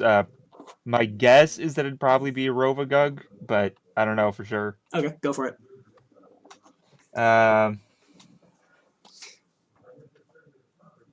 Would it have to be religion, or could I do Arcana? You can probably finagle something out of Arcana. Okay, because I do not have any training in religion. Sure. And then he rolls a 29. Okay. Yep. Is Zandu a religious man? I've never asked this yet. He is a follower of Desna. Of Desna, okay. So you probably know, like, bits and pieces of, like, Rovagug is imprisoned not far from Kadira, in, like, the middle of Casmaron, and people say, when he's released, that's the end of the world, but that's only just, like, one almost rumor. The Draconic Pantheon says that one day Apsu and Tiamat will fight on Galarion. That is their fated, like, last battle site. And even like farther out, all of the really obscure religions all predict an eventual like apocalypse and rebirth. The land of the Lenorm Kings is not really that far from Varizia, and you probably like in your time you've probably met like your fair share of Ulfin. They believe that the gods will all come down to Earth and they will fight giants, and a wolf will eat the sun, and a serpent will poison the sky, and every single solitary person on, they call it Midgard, but you know it as the material plane, with the exception of a couple people, will die horrible, terrible deaths in battle, and then everyone is reborn. You also know, you don't know exactly what's going on with it, but you've heard bits and pieces, I'll say. Excuse me, about, like, before this happens, there's supposed to be, like, 3 years of snow. It's supposed to be like the land is blanketed, crops no longer grow. And this is from which religion again? The Ulfin, like, that don't worship Gorum, or the like maybe even the giant deities to some extent. They're ancient Ulfin gods essentially, but they're for us it's the Norse pantheon. It's just like converted for them. Gotcha. But it's supposed to be like 3 years of endless winter. Everyone's going to starve to death, and it's going to be really terrible. And it kind of like, because this is a knowledge arcana check, it kind of clicks in your head that it can't snow in the desert. But when someone dies, they turn to snow. If there's enough death, eventually there will be enough snow, and like the desert blowing around like sand being thrown around like it's a snowstorm. Kind of the same effect, I guess. Like you get the feeling. Like, if this was going on everywhere, this could be the start of what the Ulfin refer to as Fimbulwinter. As what? I'll type it in here. This will be the time that Joe pops in, and he might like, no, Tommy, it is pronounced this way. I think it's spelled like this. Fimbulwinter. Cool. Ah. This whole time, as you're mulling this all over in your head, Arundel's just like leaning down in the cage, just talk, or I will make you talk. And the nobleman just like continues to whimper and hold his hands up over his face. Zandu will,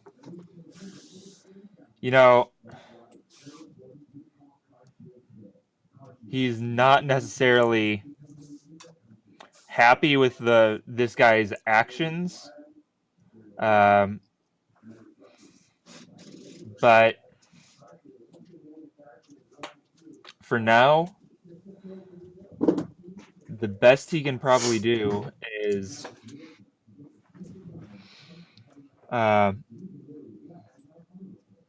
go up to the man in the cage. Okay. He is going to look him in the eye and go, do you happen to know who I am? We'll let fate decide. He kind of just looks up and whimpers at you. Now that you're a little closer, you can, in addition to all the other terrible smells you smell in this place, coupled with like the smell of gunpowder because a firearm just went off, you get a little closer to this dude's cage, and you can see this guy has soiled himself a whole bunch.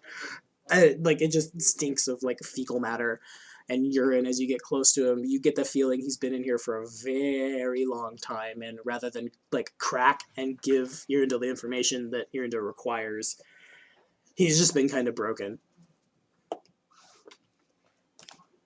Okay, I'm gonna have to consult my spell list and my unusual skills that I have. Haha.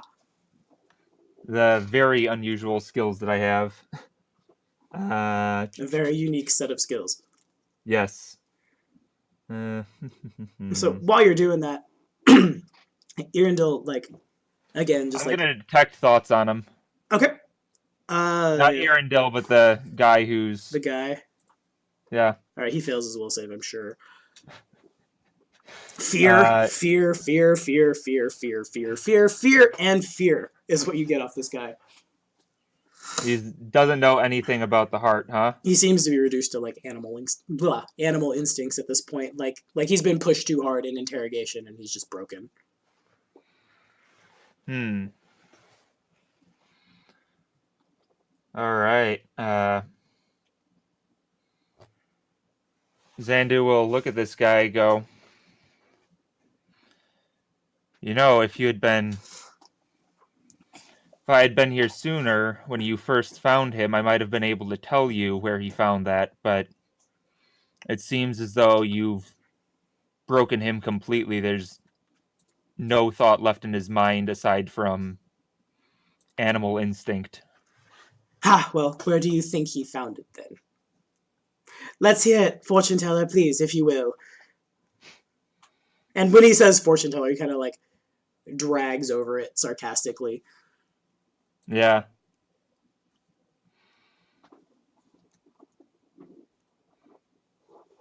He looks at this guy and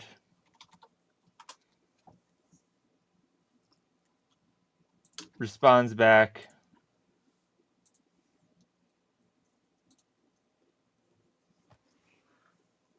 How much trust are you willing to place in me? He says nothing and just kind of cocks an eyebrow. I trust you. The eyebrow just wilts back really slowly. Just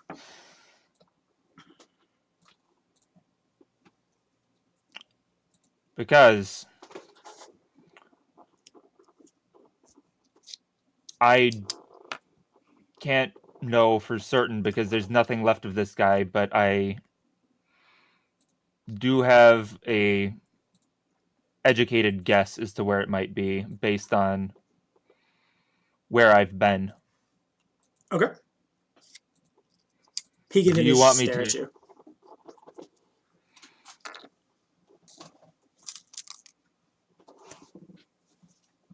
Would you prefer I show you and you can experience it for yourself, or I want to see. should we do this the old-fashioned way and I should tell you? He says nothing. He just stares at you.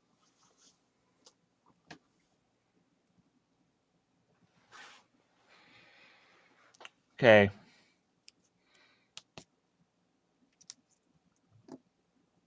Zandu will approach him and sort of see how he responds, if he's like drawing for a weapon or something like that. He does nothing. He's like, his whole body is tensed. He's not just like a patient, willing test subject, but he doesn't like pull his gun on you. Okay. So Zandu will take his hand, hold 2 fingers out and place them on his forehead and cast Mind Link and show him his experience in the cave with Enderling. Okay. The information rushes into him. He kind of like... What are you doing? Arundel doesn't respond because he can't, because he's being like mind flooded at the moment. He kind of... It's instantaneous, so... Yeah. He kind of like blinks twice. Like it doesn't hit him as hard as it would somebody else. You think a cave giant did this? Not a cave giant, but you do notice... you did notice all the Ouroboros symbols in that cave, correct? You think some You don't know pagan how- religion did this? No. Shut up. He drinks a potion and kind of like, he doesn't push you violently, but he like shrugs you off and he like waves his hand. Like the hand that pushes you, the other hand like waves in the direction of the Taldan, who makes a will save. Shut up is a mean word. Enough! The Taldan fails his will save and kind of like goes slack-jawed and his eyes get really misty and he gets like this dumb smile on his face. You! And he holds out the pomegranate. Eat this, now. The Taldan kind of walks forward, just, of course, master. Eats it, like, voraciously, just eager to please, throws it down. And in a matter of, like, 10 seconds, you see his eyes kind of, like, the charm person that just hit him fails because something hostile happened to him, and he kind of, like, this purple aura surrounds him, you imagine it's kind of like what the paladin sees when the paladin uses detect evil. It's about like that, kind of like in the same way that it also kind of goes like Super Saiyan. It kind of like off him as his eyes kind of get really big and his pupils dilate fully, so he's all just two solid black orbs, and he gets this like wicked grin on his face as his body begins to like muscles hit his muscles, and he gets really powerful, and he looks like he can tear himself out of the cage until eventually like there's just too much muscle mass on the dude. He ends up like almost collapsing on his own weight, and he begins just screaming out in agony before his body explodes. Gore is everywhere, blood is everywhere. All three of you are covered, bits of like ribs and like femurs and fingers and all that good stuff, and like gray matter just across the place. And where he once stood floats this little thing. Without skipping a beat, I look at the hit points of this guy. Okay, yeah, I can do that. Without skipping a beat, Irindil draws his firearm and just... Do I natural one? I don't natural one, so I hit him and do more than enough damage to kill that in one shot. And he kind of just like looks over with the like gotcha eyes almost. After this thing like slaps onto the ground, he looks over. So, knowledge arcana to see what that thing was. Okay, sure, go for it. Yeah. You're not sure exactly what, but you're sure it was a div. A div? Yeah, you've only probably heard bits and pieces in Varisia, like corrupted genies, essentially. Oh, okay. Taldor. Irindil looks over at you and just, what would you say if I told you that the greatest empire on Galarion has sold its soul to Abaddon? That doesn't sound very nice. No, it doesn't. Real quick, I do not know my Pathfinder planes as well as I should. Alright, roll knowledge arcana. Well, I should have just rolled through this then. Yeah. Gotta scroll up now. Knowledge arcana. 17. Okay, Abaddon is where essentially neutral evil goes when neutral evil dies. It's ruled by the four horsemen, and you don't hear about divs so much as you hear about daemons. They are hired sometimes by mortal armies as mercenaries, but they almost inevitably just like turn on the people who hire them, and their whole thing is like consuming souls to power their own forges to make better weapons of war, and the entire end goal is to just bring an end to all life everywhere. You don't, again, like, div, it clicks, it makes sense. Yeah, div could be from there, but a lot of the pieces are missing. A lot of the pieces are missing, huh? Irindil, like, straightens up, and again, he makes a very big show about mage-handing his firearm, like, meticulously clean, or not mage-handing, prestidigitating his firearm, meticulously super clean, puts it away, and just... So... The savages of the North are correct in the fact that the world is coming to an end. The greatest empire in the world is unleashing hordes of evil outsiders, and you come to my shop and question me.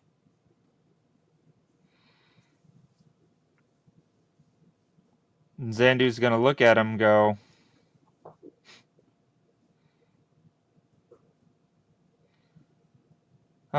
what does he say? As you're doing this, he prestidigitations the blood and gore off of himself and into like a nice little corner of his lab, and same with... Zandu is probably doing the same thing to himself as well. He's probably cleaning his koala too. He probably actually like picks it up by like the like scruff of his teddy bear neck and actually using his bare hands and like bits of his coat just kind of like rubs the gore off. Oh, thank you. You're welcome. Thank you, friend. Okay, so honestly, what I've seen with Cheliax, it would not surprise me if another great empire did something similar. But if you are to say that this has nothing to do with the pagans of the North, then what do you make of all the activity of the Ouroboros lately, and specifically the snow that they have predicted? Okay. That the 9 you see that I rolled is him making a knowledge check. He, well, we all have our stories of the end days, don't we, Varisian? That is true, I suppose. Some of them are bound to contain bits of truth either way. It's funny how every religion in the multiverse thinks it and only it is correct.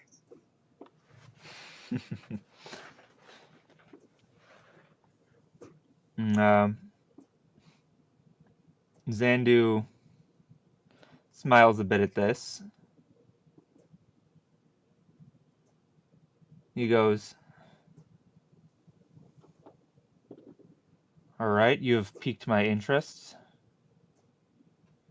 I do suppose we have made a deal. I'll tell you what I need the scroll for."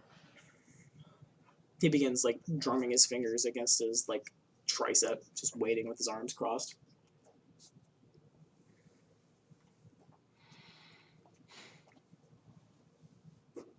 Someone very close to me was recently trapped in Lang. His, like, eyebrows kind of, like, fly up a little bit. Just, how terrible. She was being held by the Void Weaver, and I was able to pull her out. He's going to make a knowledge check. He succeeds. How are you still alive, fortune teller? He, like, brushes past you. Whether or not... Well, I guess it's up to the koala, whether or not the koala can sense, but, like, with his other arm, he reaches down, grabs her, and, like, briskly walks up his stairs, leaves the door open, and you hear the heavy thud of a really big book hit his desk, and, like, the rapid motion of what you assume is, like, mage hand or maybe even, like, gust of wind, just, like, pages of a book. What are Zandu you will doing? follow him upwards. We'll follow him up the stairs and All go, right. "Well, I suppose I got lucky. It just wanted to toy with me until I woke up and I left the dimension of dreams. But knowing this, in the process of, I suppose, playing with its food, it revealed to me her location, and I was able to use a gate scroll to pull her out." He continues, like, without paying any attention to what you say, just, like, through this book until he stops, mage hands it up, mage hands it 180 degrees around, so you can see what is certainly a picture of the Void Weaver and a bunch of writing in Aklo. This, you saw this, and you survived. Your friend survived. More or less. She hasn't woken up yet, but she is still breathing. Ah, how fortunate of you. Not many can say, not even one such as myself, can say that they've walked into the domain of a great old one and lived to tell the tale. Lucky for you, the Void Weaver is a particularly mad entity. Otherwise, we surely would not be spending our afternoons, he says as he spins the book around, slams it shut, puts it on the table, having this conversation. Void Weavers don't sound nice. Void Weavers are not nice. You'll be lucky if something didn't follow you back from Ling. He actually, like, as he does so, he, like, quaffs a potion, and his eyes kind of, like, they turn into, like, glowing silver orbs as he quickly, like, scans his shop, scans down in the direction of his lab. Fortunately, they have not followed you this far. Which brings me to my next concern. You do seem to know your magic better than most. He smiles and nods. I had a similar thought that if something had not followed me, that it would be, at best, scrying on me. And I do have a tendency to wander into the dimension of dreams while I sleep.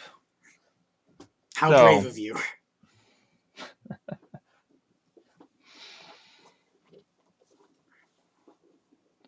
I was hoping to ask Mustafa this, but you seem more than capable.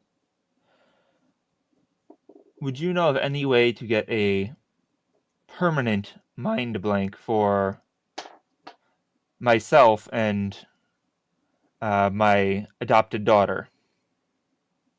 He, as you're talking, he mage hands another, like, viscous green vial to his hand.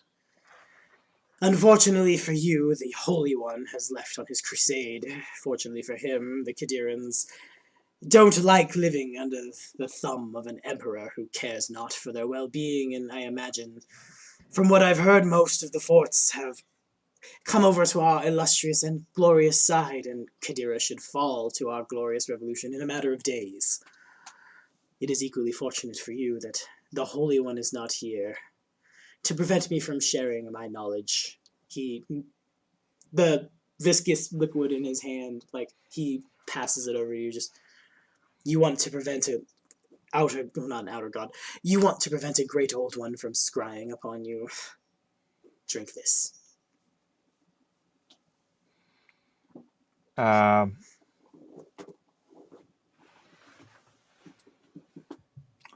So what, does this seem like similar to what he made before? Make a knowledge arcana check. Okay. At least as far as him putting his essence into it and whatnot. Mm-hmm. 27. Okay, yeah, it stands to reason this is probably a potion that he's created. It doesn't, like, have the same, I guess, aura. Rules is written, that's totally the wrong word. But, like, it doesn't feel nearly as magical as what you assume was, like, a form of the giant or something like something like what you drank downstairs to force you to become a giant, be affected by the Ouroboros, and then, like, you felt him drink a potion of Dispel Magic on you. It kind of just, like, it might just be, like, a random liquid. It stands to reason it could be something that he cast, but you're not entirely confident. The koala kind of just, like, at, like, perhaps, like, 15-degree angles, just kind of, like, metronomes back and forth.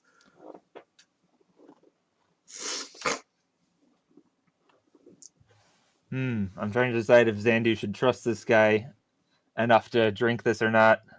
He just looks at you unblinkingly like he has pretty much this whole time, just, like, waiting for you to do something. Yeah, I guess I'll sense motive on him. Okay. That is opposed by this. I don't know what I add. I don't know if I have that as a class skill. Do I? I don't. Yeah, my charisma's bad. Okay, yeah, this dude straight up just handed you a bottle of formaldehyde. It's, he's gonna... It's awkward. He's gonna sense motive to see if you're sense motive. He picks it up. He, like, reaches out, grasps the bottle. Good. The first rule of playing in the dimension of dreams is don't trust what you see. You're smarter than you look, Parisian. He mage hands another bottle that, like, even, like, stoppered is almost, like, frothing over, and this is kind of like a lightish red, almost like a pink color, and he, I guess, like, Pepto-Bismol colored, as he, like, passes it over to you. You want to be mind blanked here. Oh, what's that? It will prevent him from dying. He withdraws a second one and mage hands it over, and Dying is bad. dying is bad. So This is for your friend. This time there will be no charge. Consider it a blessing of the Blue Kobold Emporium. Our generosity knows no bounds. And he bows. I'm going to sense motive again. All right. Because It is opposed by... Well, he's not bluffing. Don't... Oh, he rolled. Okay, I guess you could have nat one. Yeah, he's not lying. He's kind of like... This guy has a really big superiority complex. This guy thinks he is the bee's knees. He thinks his poop doesn't stink. He thinks all that, like, big prideful stuff you would expect someone who's incredibly intelligent to think. But it's also, like, there's a twinkle in his eye. Of You're stealing my line, man. Oh, yeah. Actually, stealing Michael Scott's line. Yeah, we're stealing from Michael Scott on that one. It's kind of like maybe he feels pity on you. Maybe if he does, it doesn't come from a good place. It comes from you're some idiot fortune teller who's crawled out of some backwoods terrible place to fight in this war, and you've been wrapped up in things that not even he can fully comprehend, and without his help surely you will be lost to the ravages of time and evil great old ones and stuff like that. But this is definitely the real deal on the spell, and he's giving it to you for free. Okay,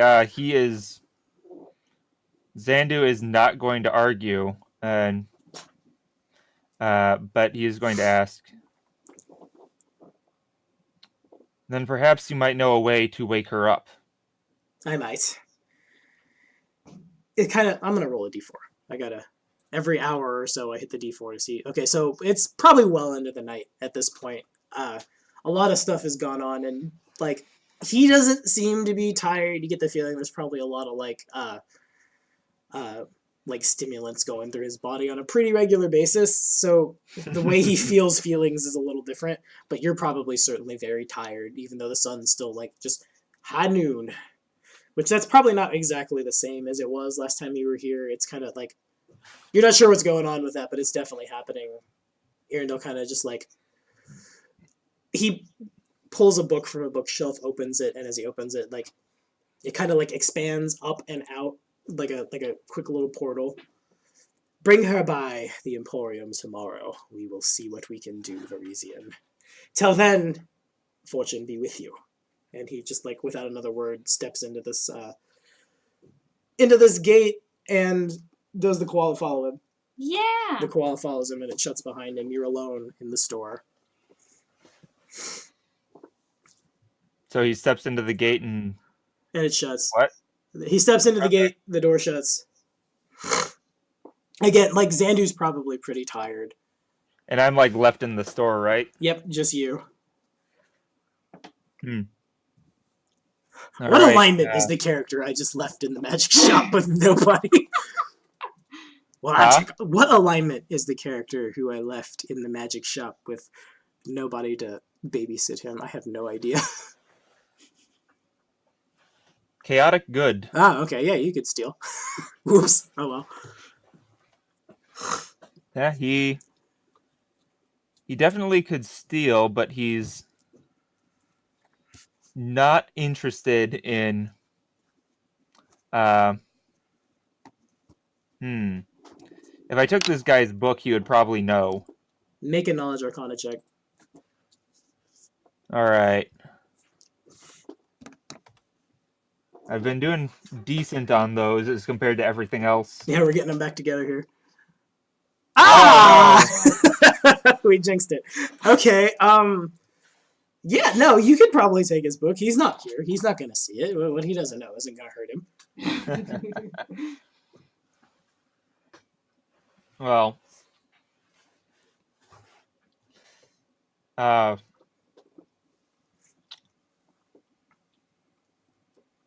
Zandu, well, not necessarily interested in taking the book with him, wants to open it and return to the page of the Void Weaver and read a bit. All right. Let's let fate decide how. All right, you open the book, and it kind of it has some resistance to you touching it. It kind of almost Prisoner of Azkaban's you. How the book, I can't think of the name of the first Care of Magical Creatures book off the top of my head, but that one that grows teeth and you have to pet the spine to open it. It kind of it does that. It kind of at you, but it it gets just short of biting your hand, and it kind of.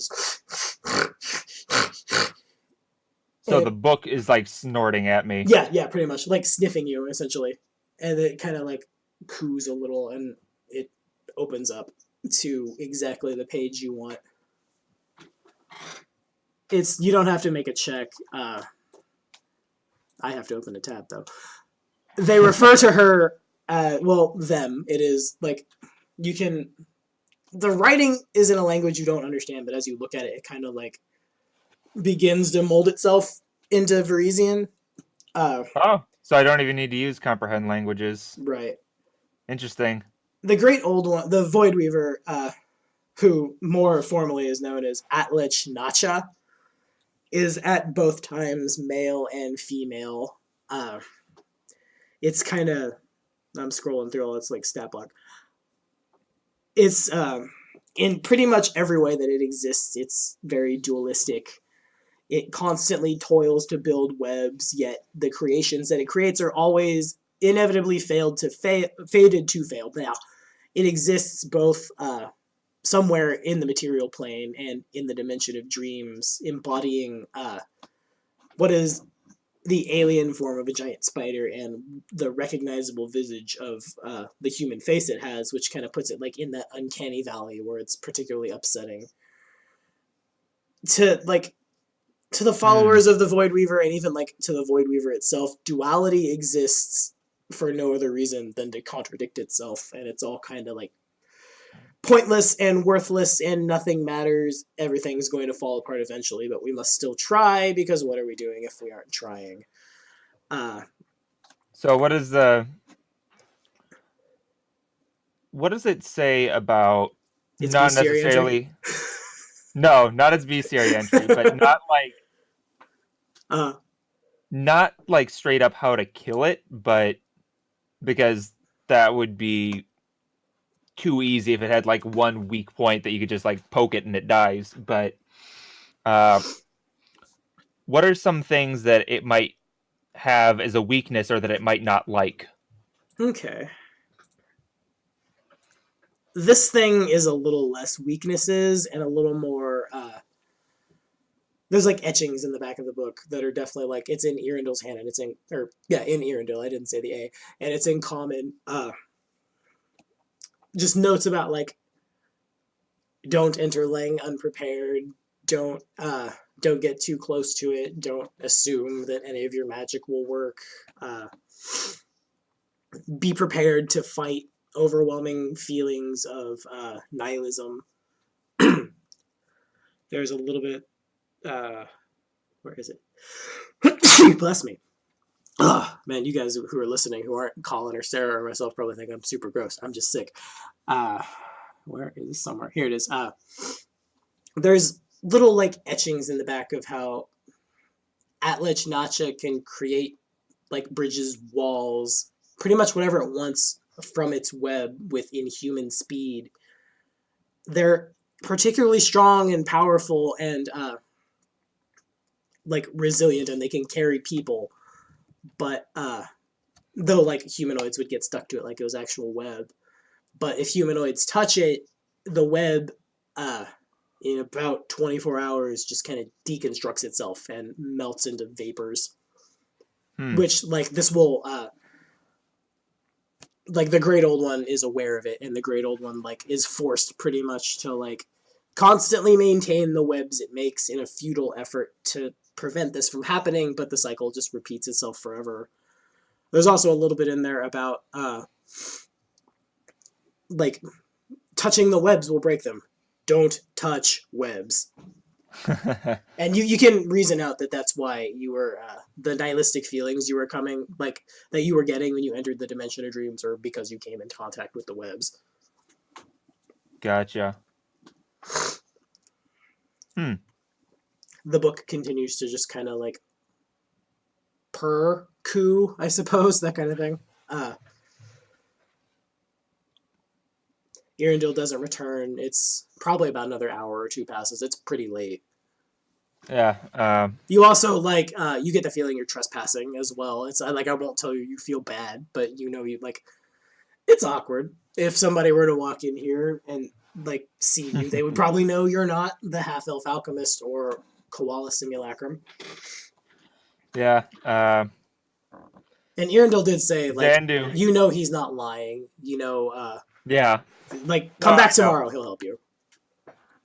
So, Zandu will leave. He just wanted a little bit of information. All right. You leave, the door shuts, and you hear, like, magically all these locks lock. Like, all the, like, 25 locks you expect on a building that, like, expects itself to be robbed a bunch. Just kind of and, like, a little, like, closed sign appears. It's, even quieter now than it was before. It's you get the feeling a lot of people have gone to bed. Zandu will head back to where Francis's family is, Okay. and the question is, if they're willing to let him stay there, he would prefer to stay with them than alone at the tavern. Okay, yeah, you come back, and they're actually probably, as you're coming around, well, no, it's very late.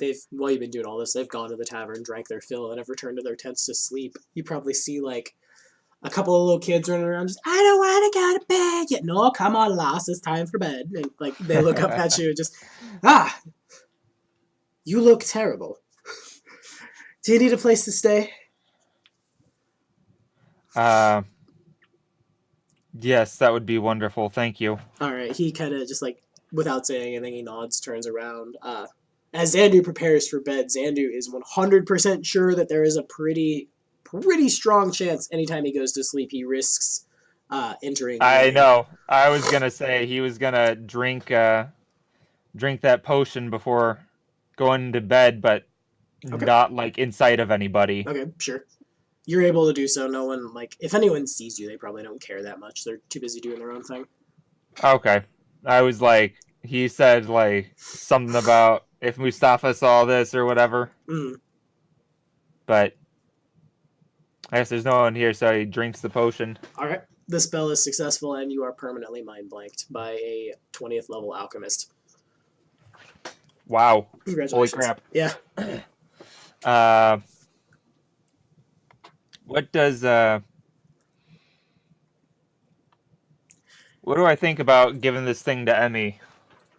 You could. It's I guess the possibility exists she could choke and die because she's not conscious. But, yeah, that's what I was worried about. You could probably, like, if you had somebody to, like, prop her up and like a rubber throat, that kind of thing, you could probably force feed it to her. It's not going to be the easiest thing in the world, and questions will probably be asked. But there's unseen you can't. Well,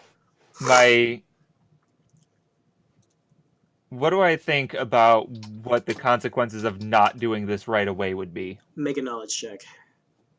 Gotcha. Okay. It's... You get the feeling that, I'm reading what... Ooh, that's a +8 resistance bonus on saving throws against all mind-affecting spells and effects. There you go. That's what Mind Blank does. I didn't know it did that. That's nice. It foils do in case of scrying the scans in areas such as Arcane Eye, the spell works, but the creature simply isn't detected. Okay. She might be a little too far gone, to tell you the truth. It's, you get the feeling wherever she is, she's probably already in harm's way. Of course, like, outwardly she doesn't show it, and she would if she was being assaulted in the Dimension of Dreams for sure. You can. It could certainly prevent any future terrible things from happening. So it could prevent future terrible things from happening while she's asleep, is what I'm getting. Yeah, but also at the same time, like, the terrible things might be actively happening right now, and, like, Mind Blank will stop her from being scried, but if someone's standing in front of her in the Dimension of Dreams, it's kind of moot.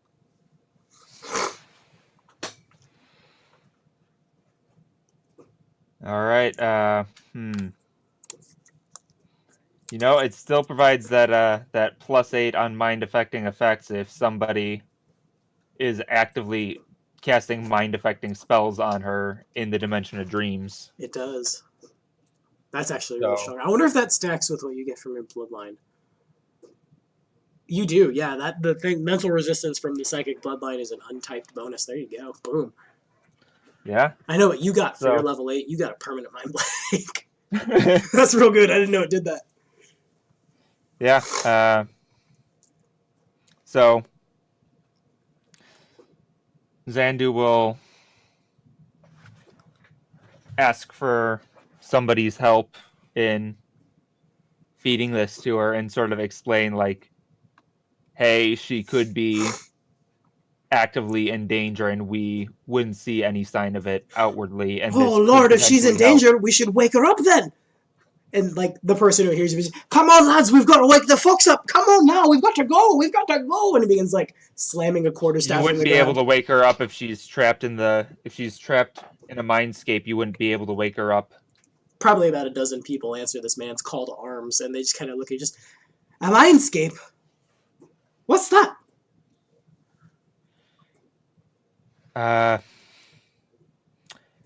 It's sort of like a very permanent type of dream that there's very few ways out of. Oh, Lord. Oh, well, if this will help her, then by all means, come on, lads, we've got to force feed a sleeping person a drink. And they prop her up, and there's probably like an old midwife who's like the healer, quote unquote, of the family, and she kind of like pulls her, like props back her head and begins like massaging her neck. And if you're ready, they're as ready as they're gonna be. How do I feel about the risk levels of this? It's if something bad happens, even if she's in a mindscape, she retains autonomic reflexes. So if someone like gives her the Heimlich, she's not going to just sit there and do nothing. By the same token, like it's not impossible for her to just like hack it up on her own. Mechanically speaking, though, she's in a mindscape. She's not flat-footed. She's aware of her surroundings, or rather, she is flat-footed, but she is aware of her surroundings, so she can't be like coup de grace. It's not the most foolish thing you've ever done, but like the possibility exists.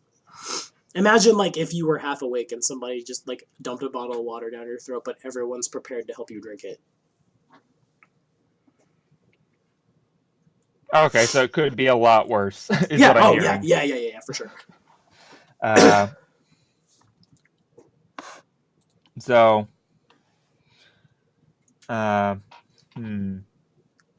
he's gonna give it a shot, and if I have to use some of those, not hero points, but Some of the action points to make sure that she's okay with it, so be it. All right. Ugh. I will be generous. It is fine. She like spits and like coughs a little bit. There's enough people there to like, again, like massage her throat and like hold her down, so she's able to get the potion down. And now Emmy is also permanently mind blanked. Cool.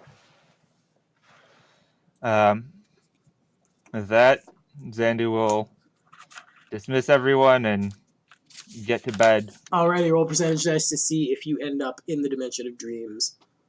To what? To see if you end up in the dimension of dreams when you go to sleep. Gotcha. 87. You will end up in the dimension. Like, you know it's 90 to 100. You don't at this point. So, Okay. an action point or two might get you not there. It's as it stands right now, you'll fail and you'll end up in the dimension of dreams. It's up to you whether or not you want to. So, just so I understand this mind blank, when I re-enter the dimension of dreams, do I enter at the same point every time? Not really. It's kind of like how plane shift will. There's absolutely positively no way to end up on the same place. Like if you're teleporting to like heaven, say, every single time you cast plane shift, so too is it with the dimension of dreams. You can end up anywhere. The odds of ending up in Lang are pretty small. I'll say that. Okay, if that's the case,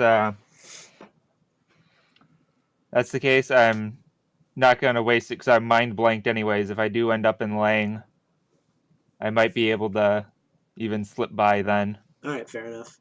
So let me roll percentage just to see where you end up. Okay, you're safe. You emerge in that familiar like highway at night that is the dimension of dreams. Probably bits of like swirls of emotion and thought and maybe even like bits of illusory dream people run around you, but you feel safe. All right. Zandu, I guess, will pass the time by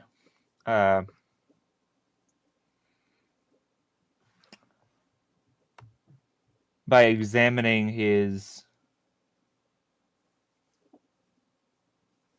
Well, consulting the fates about staying, his involvement with this guy, like, will it be good? Will it be bad?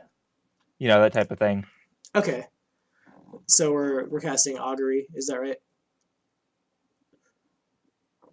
Correct. Alrighty. So that's a. I always screw these up. That's It's not even augury. It's probably the automatic writing.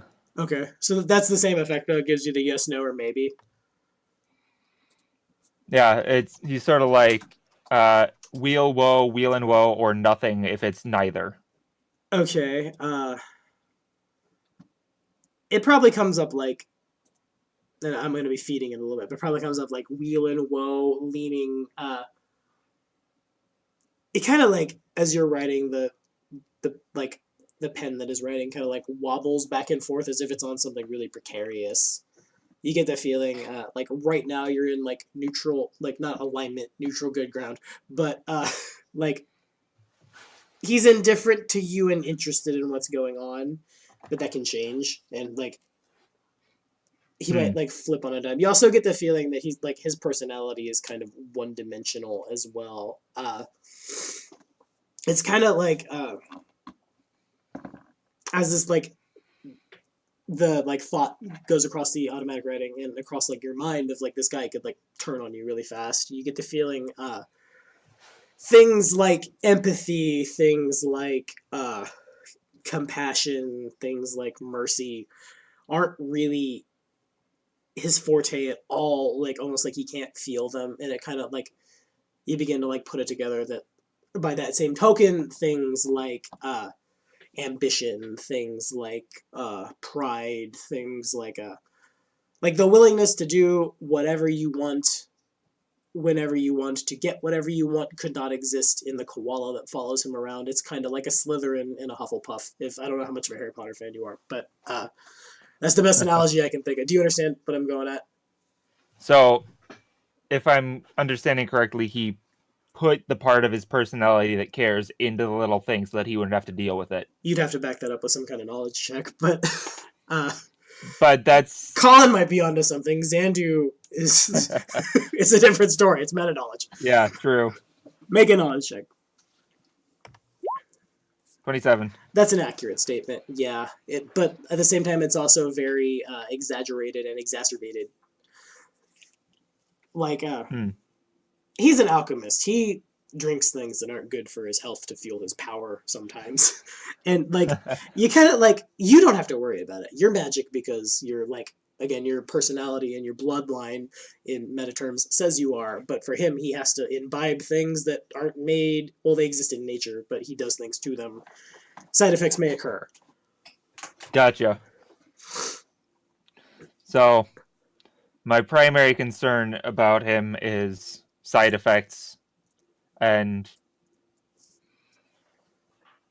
my guess, I don't know if you want me to make a sense motive for this or not, is that we'll see. The only reason that he is helping me is not because so much pity as it is that he is interested in the fact that I have witnessed the Void Weaver and survived. Oh yeah, make the sense motive check. All right.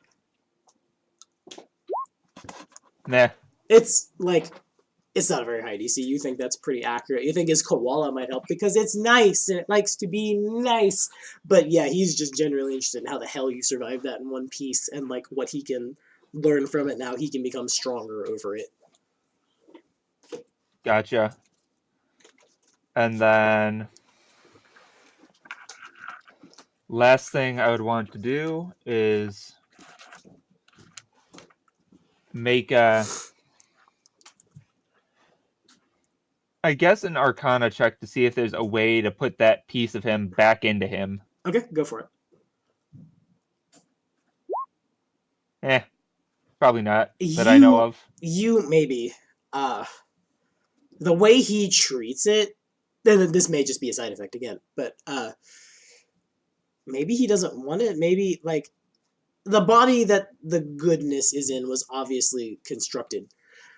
And so, like, by that logic, he could have, like, maybe done it himself. He could have maybe it was just like a magical mishap gone wrong. And if like one lane of the highway exists, so too does the other. You could, but it's a matter of, do they want it? Do They, like the Yeah, koala and the Yeah. elf.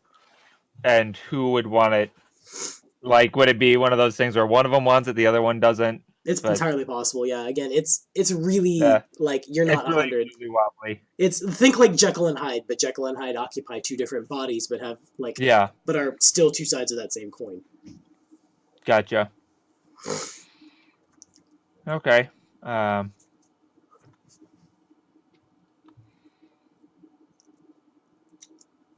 Yeah. I think that's all he wants to do while he's dreaming. Okay. In that case, And- then the night passes completely uneventfully. As you wake up in the morning, it doesn't take much of a perception check. Like, the place kind of comes alive with sound. People are moving around the place. As you get out of your tent to look and see what's happening.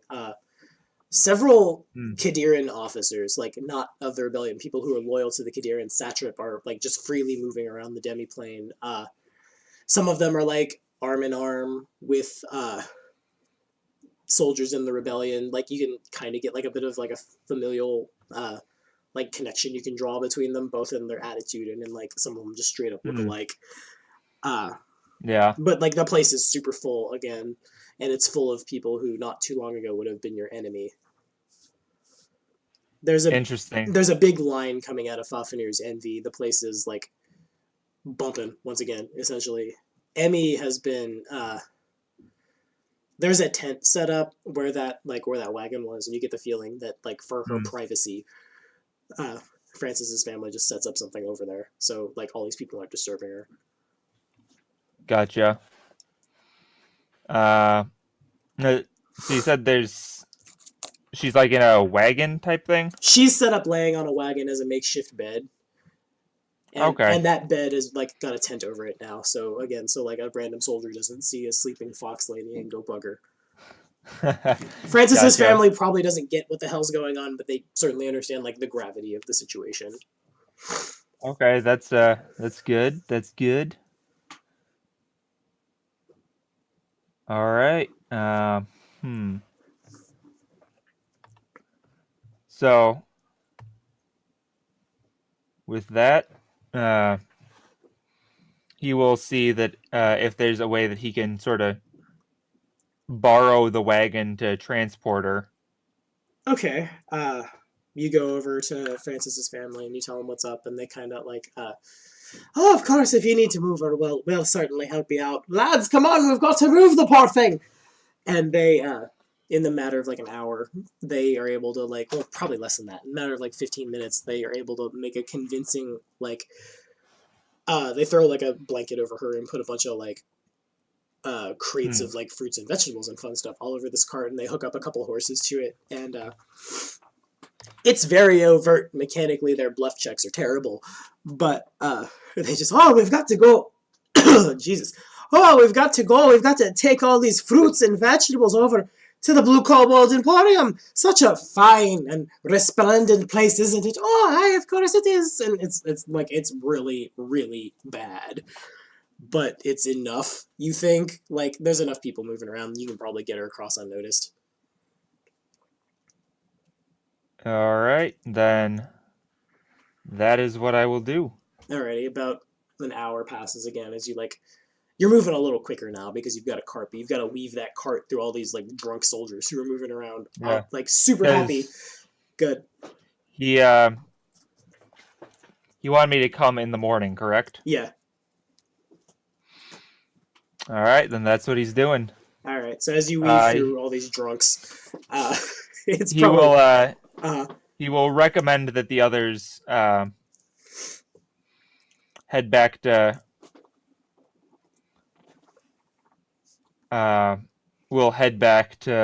their farm once he gets there. They are very, very compliant with you. They kind of as the Emporium comes into view, some of them, again, they draw the Sarenrae crucifix. over their bodies because they're all kind of like super weirded out by this thing. Yeah. You get there. You enter. Probably as soon as you open the door, really. Both Arundel and Irundel are waiting outside, and Irundel, again, like in that just quick liquid motion, pulls a potion, drinks it. He gets muscles on his muscles, so he can actually like pick up Emmy. Well, you probably carry her, and I'm not gonna like assume that he just brushes past you. carrying. Okay, fair enough. So he doesn't do any of that at all. And you open the door, and the ring of the bell, and he just, yes, welcome to the Blue Kobold Emporium. Oh, it's you. Hi! Come downstairs, and we'll see what we can find out. And he turns and heads down there. I'll follow. Of course you will. Zandu will head down, and in the meantime, I guess I'll sort of pick this guy's brain for knowledge of the Great Old Ones. Okay. Relying mostly on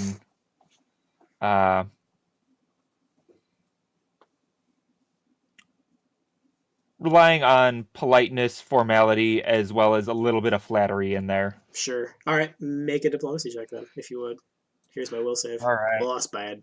Great Old One sounds like a nice grandpa. No. He might have done it.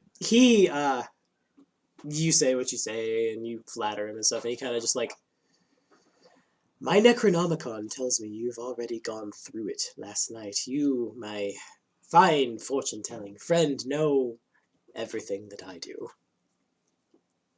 As he, like, moves down into his basement, he begins prestidigitationing, like, the blood and gore partially from, like, years of, like, big air quotes here, research, and years of, not years, of yesterday's events of a dude blowing up, to make it kind of clean. So all I did was read about the Void Weaver. I was hoping to get information on some of the others. Some of the others? What does he know off the top of his head? Because I did not read the entire thing. Unless it just, like, tells me everything. The Great Old Ones are, well, they are great, and they are old. They exist from a time long before creatures like you and I graced this earth with our presence. Some out there worship them as gods, but unfortunately, like many of the religious, their gods care not for them, and when they do arrive, and they do arrive, on the material plane, oftentimes their faithful are killed just as indiscriminately as those who would dare oppose the might of the Great Old Ones. They exist far beyond what you and I can comprehend. They come from places outside even Galerion's own solar system. Again, the fact that you went up against one so powerful and survived is very telling.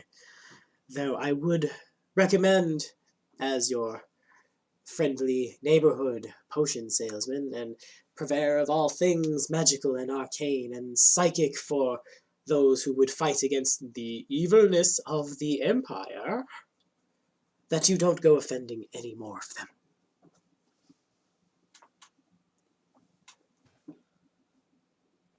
And what of you?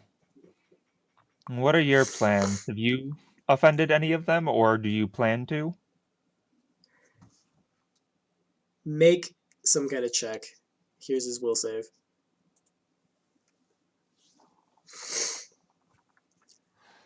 You know, it's not really a bluff. Zandu is just trying to pick his brain for information. He's not trying to intimidate or anything like that. He's trying to be nice.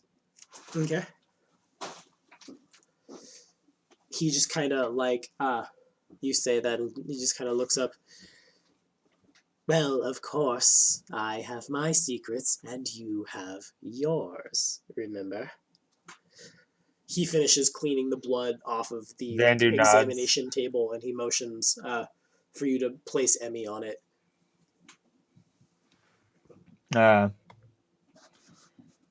In the meantime, I am going to sense motive to see if he actually intends to help her. Okay.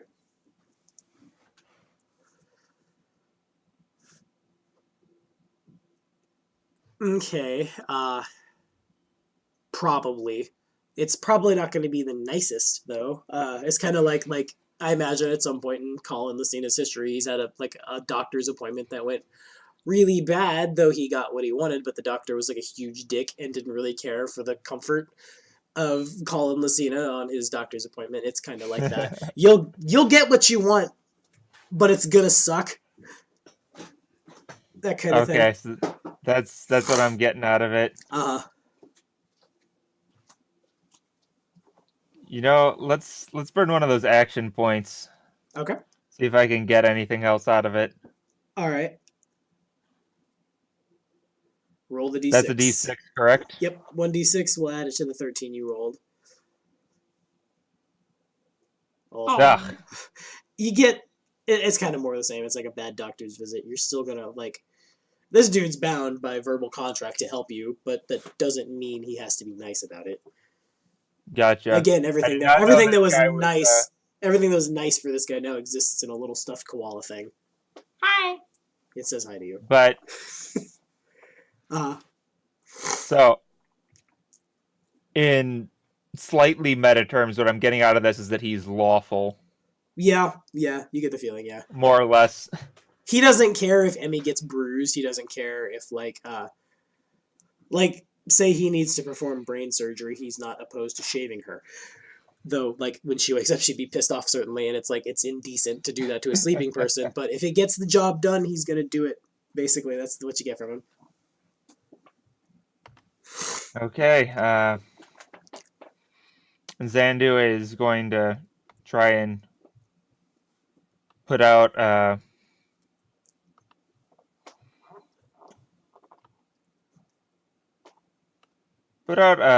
guess a message for this one. Okay. And basically put it on loop so that she wouldn't be shocked when she wakes up. All right, fair enough. I'm gonna wake you up. It's probably going to be unpleasant. Fair enough. Roll the percentage dice. Let's see what gets through. All right. 77. Okay. Yeah, you're very certain. She's gonna pick up most of it as Irindil begins tightening restraints around her ankles, her wrists, her waist, her knees, her elbows, her forehead. The forehead one pretty tightly, and her neck as well. It's probably if you didn't know what the hell's going on, you'd be very worried for her safety because it looks like he's about to experiment on her as he begins pulling out scalpels and syringes and all this other really scary looking alchemical stuff. Basically, he begins firing up beakers and vials and stuff, and they begin to bubble as he takes a syringe and places it just above her temple, where you imagine it would be on her fur, and he draws out a little bit of blood and puts it in a vial, shakes it up, drinks it. He just kind of blinks a little bit. Zandu is visibly uncomfortable, not because he doesn't trust that this guy's going to follow through with what he said, but just because he has a close connection with her and he doesn't like seeing her get hurt. Fair enough. He kind of just callously ignores you the entire time. He's aware that you're feeling the way you feel, I'm sure. Well, how sure? Oh yeah. Here's a sense motive check. Yeah, he's aware. He's super aware. But Zandu's not trying to hide it, but he's also not blatantly stating oh yeah, this bothers me. It's just more so on his face. And but he doesn't want to leave her. He doesn't want to leave her there by herself with him. He wants to be there when she wakes up, so he's gonna sort of sit there through it and keep an eye on him. Okay. You're okay, friend. The koala kind of pats your hand or your arm, just reassuring you. It probably feels a little weird, like a stuffed animal that's lost 3/4 of its fur, I guess. Kind of rough and patchy. Irindil blinks his eyes a couple times. It looks kind of visibly aghast. And he looks over at you, looks down at her, looks back at you, and do you know what a microcosm is? That's a good question. Do I know what a microcosm is? Knowledge or I comment? don't. Yep. You probably do. Oh, I do. I thought Yeah. you said my Could have been sound better, was could have been 8. worse. Yeah, but you were an alchemist once. That's true. All right, so a microcosm is it's a mindscape. It's kind of like, imagine like all mindscapes, it's a very condensed world that exists only in the realms of our imagination, like the rest of Pathfinder. But it's, generally speaking, a microcosm is created by someone to affect someone else, to make them think they are like living their lives, doing whatever it is they do, or maybe even like perceived like fame and glory and greatness, while in reality they're just trapped in a mindscape, just kind of sleeping away. And they in a microcosm, anything that affects your body is perceived as a natural event within the microcosm. For example, like it probably didn't feel good for a syringe to go into Emmy's head, essentially, and pull blood out. She probably perceived it, however, as like, I hit a tree branch and that hurt. That kind of thing. It's, they're pretty much 99% of the time meant to trap somebody permanently until their like real body starves to death, essentially. I actually remember reading about that spell now, so I know what you're talking about. Yeah, well, there you go. And that is what I was talking about with the mindscape. Like, you need to find a way out. You're trapped. You get the feeling she So- might have bits and pieces of that figured out, but she continues to not move. He responds back to Arendelle, I guess. If you say the A, you are talking to the koala. If you don't pronounce the A, you're talking to the alchemist. Such as Rendell. It's like this. Like the word ether, or like any AE anywhere. Arendelle. Some people will pronounce the A, some people will not pronounce the A. And Gotcha. in like quote unquote mechanically terms, the only 5th edition game I ever played was this guy, and Sarah and I shared him. Every 1d4 rounds in combat, we'd switch control, and it was like every like 5 minutes out of combat, and she'd be nice, and I'd be cutting off people's fingers to experiment with them. It was great. Nice. So he's Arendelle would be When the you way to address him. Yes, if you're talking to him, and then Arendelle, pronouncing the like a hard A, is talking to the koala. Arendelle, I thought she might be trapped in a form of dreamscape, and I've informed her of it and told her that she needs to get out, but she hasn't found a way to yet on her own. This is unsurprising. I believe she has done this to herself. Think, perhaps, when a turtle is caught in the wild by a predator, what does the turtle do? Why, of course the turtle retreats into its shell. So too do those of you who find power from simply your own heritage. Sometimes retreat within the context of your own mind to protect yourself from the outside world. Turtles are nice. Turtles are nice. I believe she's done this to herself. She will wake up when she wishes to wake up. I do not believe she's in any danger. She certainly isn't starving to death yet. And like, as he says, as he like unclasps one of her arms to like look her up and down for any signs of like any physical harm at all, take her pulse. She's fine. She is in no jeopardy at all, yet she could not be farther away from us.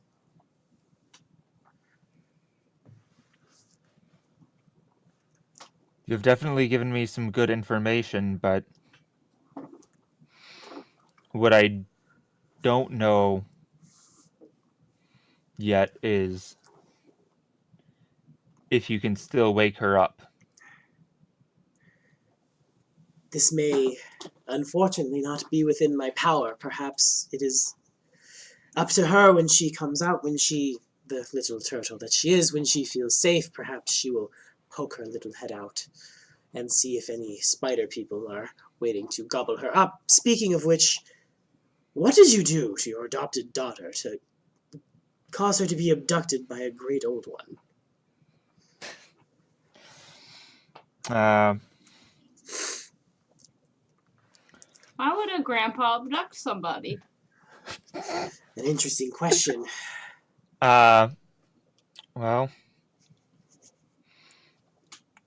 I didn't do anything myself, except I did find her tied up near the border of Lang and the Dimension of Dreams a while back, and I tried to free her only to find myself jolted awake.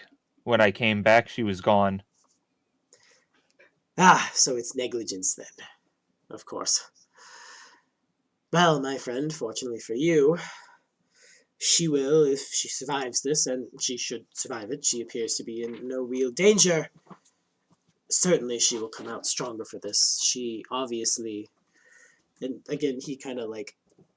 It's probably a little awkward that he grabs her tail, but like he tugs on it a little bit, like mock, is this real or is this attached? Kind of like that. I've only been to the Eastern Continent once, but the fox folk are certainly among the most naturally gifted and powerful sorcerers on Galerion.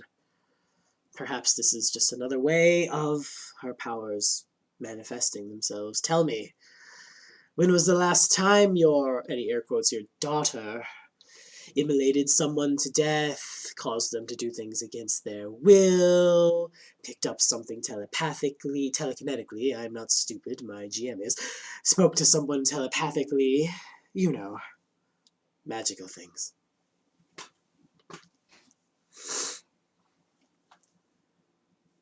She certainly does have some magical ability, but has never been of the psychic sort.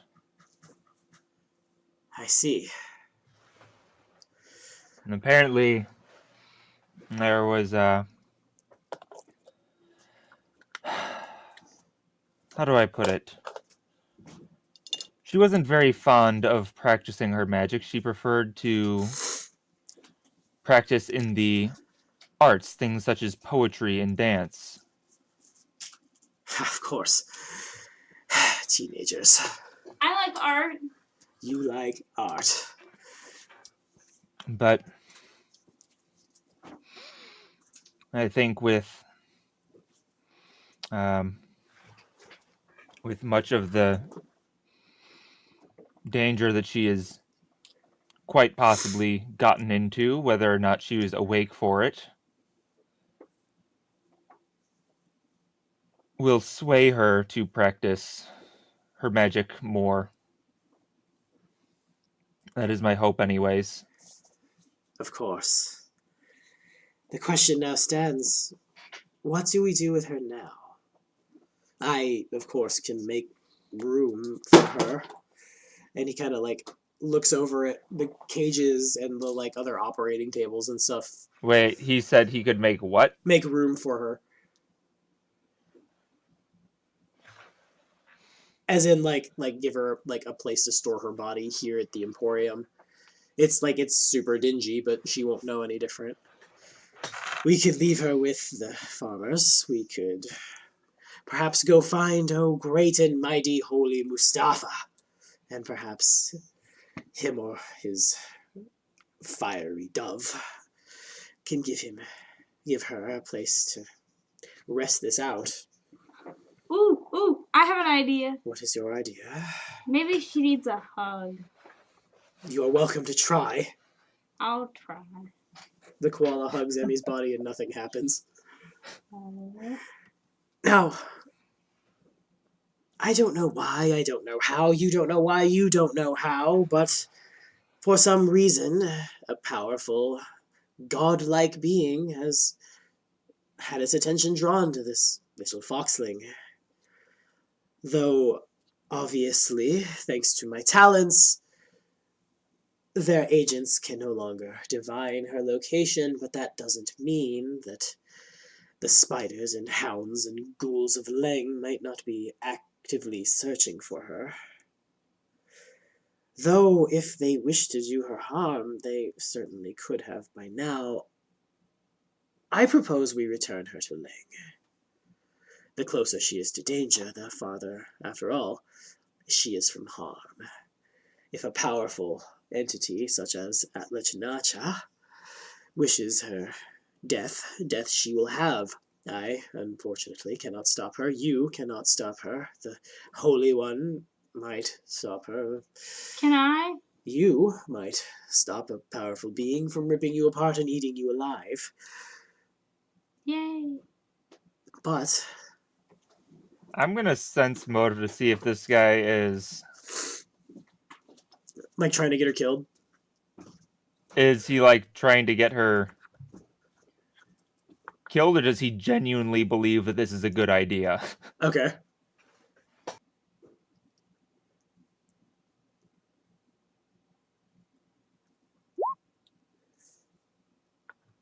Okay. Not bad. That 20's pretty good. Yeah, it's a little harebrained. Yeah, he's a little cracked, obviously, because it's a fractured personality. But his logic is sound. It's she might be just as safe, being protected by a paladin of Sarenrae or being like locked up in a laboratory. But like, what does he mean? what does he mean by what? What does he mean about Lang, though? That's what I want to know. It's like why does he think that's a good idea? Because sooner or later people are going to figure, they probably already have figured out, that this thing they want can't be scryed, and this thing they want that can't be scryed, like if they want it bad enough, certain varieties of dragons exist in the Dimension of Dreams that aren't particularly friendly, as well as considerably smaller spiders that live in Lang that are still like CR18 encounters, as well as ghouls, as well as like even like a variety of hound that lives in Lang that will hunt for Atlichnacha and any other like outer gods, great old ones, and other spooky ukis that might live out there.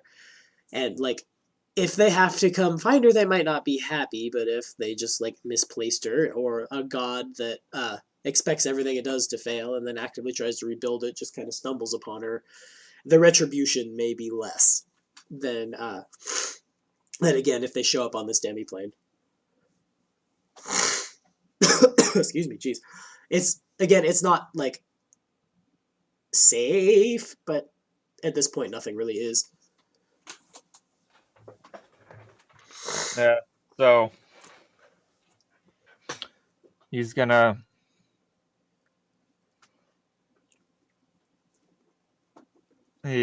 make eye contact and go,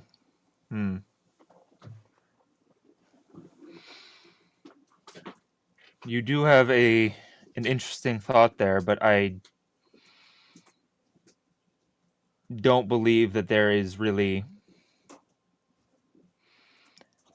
anything we could do that would be safe, and there's really no way of knowing which would be the best course of action at this point. Of course, well, Daddy, of course, obviously the final decision rests with you. Where I come from, the power of attorney is absolute. And in her present state, even if she were fully grown, and even if she were in her twilight years, she is incapable of making any decisions, and as such, the power of attorney, as it were, rests with you.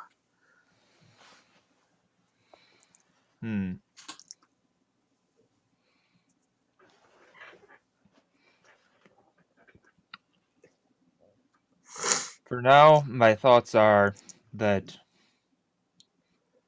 the more comfortable she is physically, the more likely she is to leave the microcosm, considering all the effects of the outside world, as minor as they might be. The discomforts certainly translate in some way. So I would prefer to make her as comfortable as possible for the meantime, and perhaps I will consult the fates to see about your little scheme of returning her back to Lang, how good of an idea that might be. He nods. So, for now, I will take her to the paladin, considering he has access to a comfortable bed, sheets, pillows, that kind of thing. Oh, is it not comfortable enough in here for you? And he like pulls out a little vial, unstoppers it, and like shakes it out into like almost like a pixie stick that you rip in half and just like out into the like air, like prestidigitation to whatever it is that Zandu like the scent that he finds the most appealing. The room is flooded with it. Of course, if you wish The to. scent that I find most appealing. Yeah, not like a creepy appealing, like whether that be like flowers or bacon. It's probably bacon with you, but like anything of that nature. It's what prestidigitation is.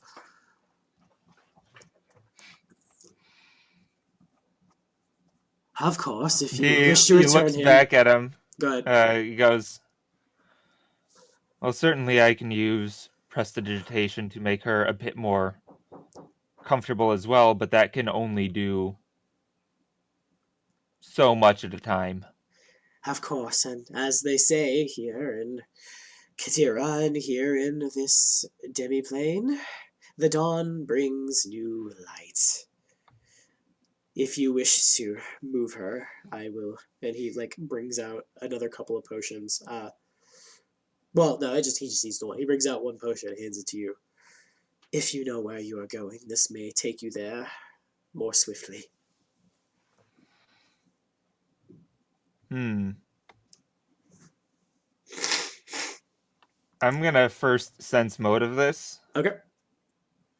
See if he's handing me some kind of poison or something. Okay. That is 3 20s in a row. Well done. Yeah, right. So it's. You think if he wanted to do you harm, he'd have done it by now. He's had you like locked away in his own like personal workshop for a long time, and I mean, frankly, like he could have. Yeah, he's a level 20 alchemist. You said that too. Yeah.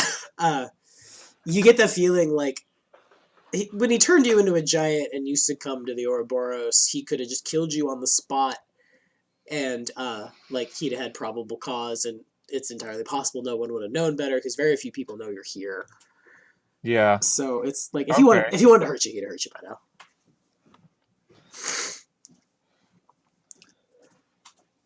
Zandu will ask him what his interest in keeping her here would be. Okay. He locks up. He make a social check. Here's my will save. My will save was bad.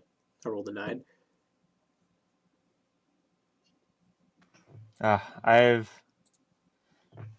It's so sad because the social check that I want to use is not my best. Yeah, that's always how it goes.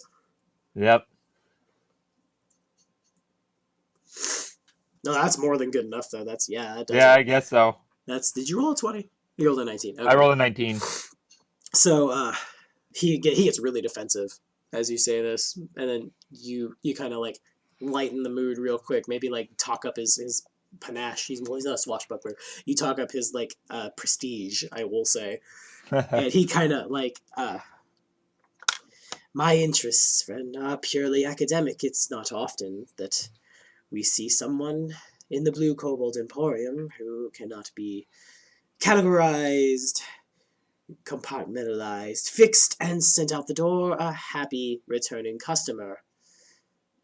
Let alone one who hails from the Far East, one who has crossed a powerful deity, more powerful than even myself, and lived to tell the tale. Frankly, I'm just trying to figure out what's going on. Life is, after all, and he kind of like makes like Rubik's Cube motions, I guess, with his hand. Life is, after all, just another puzzle to figure out, is it not? Zandu smiles and says, "You and me both are trying to figure out what's going on. I do suppose that I do suppose I have some people I could borrow a few blankets from, but Of course. If you truly believe that you can help understand this in a way that I cannot, then I suppose we shall stay here for some time. He smiles like victoriously, and like, well, not like victorious, like ha, but like he's won and he knows it, and he nods and just, of course, I will make the necessary arrangements. And even as he's talking, he's pulling out potions to like cast spells to convert a cage into more of just like a partitioned room, I guess. So she's not like locked up. So if somebody wanders in here and sees that somebody's in a cage, Yeah. that kind of thing. He goes, but I would prefer to stay with her during this time. I Of want course. to be there should she wake up. I can certainly understand this, of course. And he raises the like his left palm to you and like taps it a couple times, and it's a little faint, a little kind of like a light bulb. He has to like slap around a couple times to get to go, but like Sarenrae's holy symbol does like flare up in his palm. Of course, as upstanding members of the cult of the Dawnflower, when our illustrious lord calls us to battle, we must respond. But if you wish to remain, I certainly will not stop you. As always, the Blue Kobold Emporium is here for all of your magical, divine, psychic, and alchemical needs.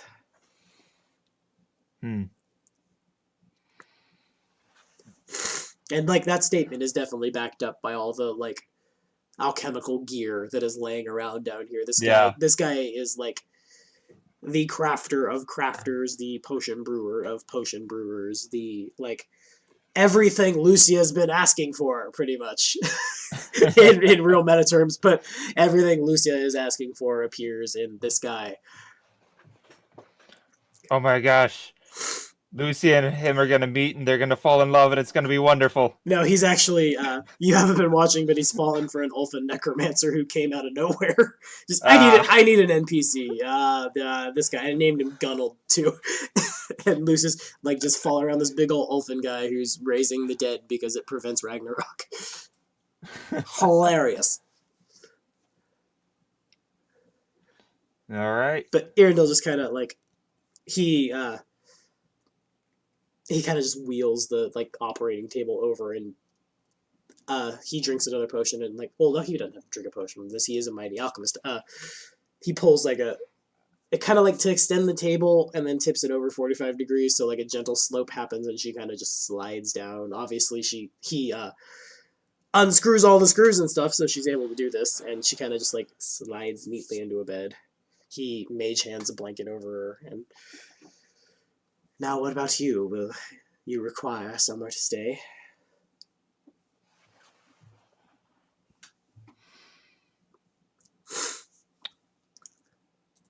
I do suppose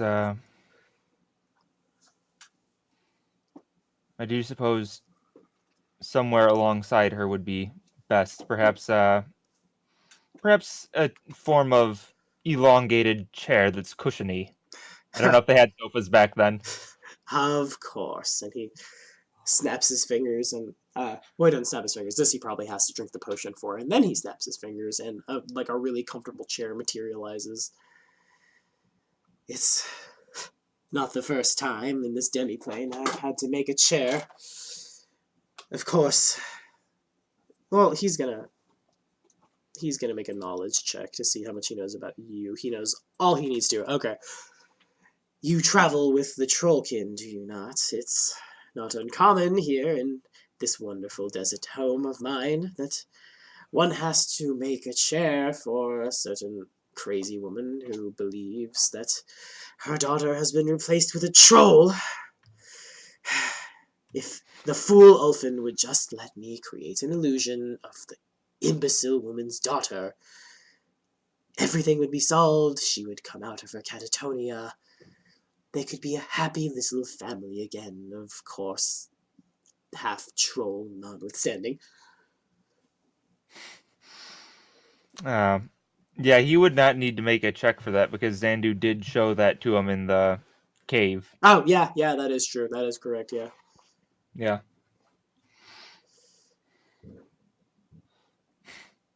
But I don't think you'd only known there was like weird noises coming from the employees only door. I would not know about that. So like that's enough for you to put 2 and 2 together and get the feeling that like it's not uncommon for kids to be replaced at birth that close to Fey territory. It's also kind of like within what is it using? Within Lamashtu's like portfolio is to replace kids with monsters because she can. And it's like obviously the mother is broken over it mentally, and maybe something as simple as just a little permanent illusion might help her live her life again. Gotcha. Huh. Zandu doesn't really comment on this, but he does ponder it a bit. Okay. Without saying anything else, Arundel, he gets up and Arundel probably follows him too. They just kind of like, they make their way upstairs. You get the feeling they're just trying to give you privacy. Also, like, he has a business to run. So. Yeah. So I don't know if you heard it, and she didn't have her mic unmuted from upstairs, but Arundel, the koala does kind of just wave her, like, just goodbye. Aw. So, in the meantime, I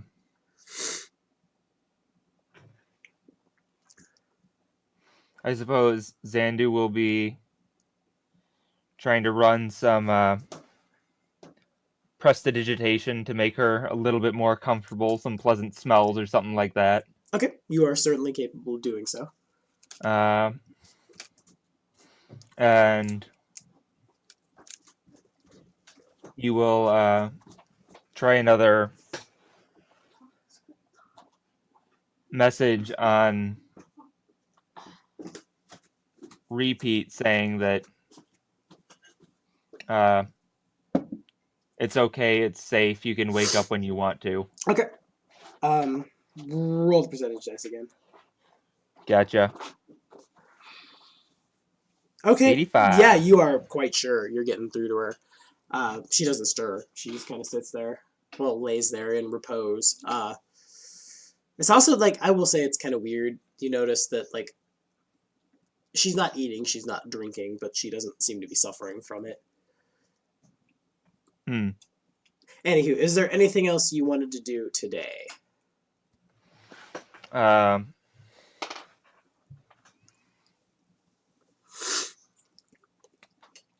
You know, not really anything, because he is going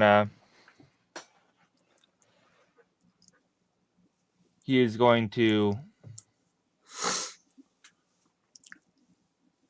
wait there for her to wake up, but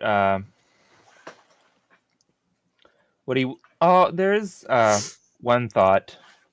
Okay. You will have he'll figure out a way to get a message delivered so that he doesn't have to leave per se. Okay.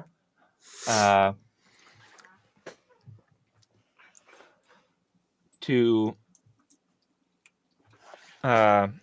Mustafa. Okay. Saying, "Hey, I'm here with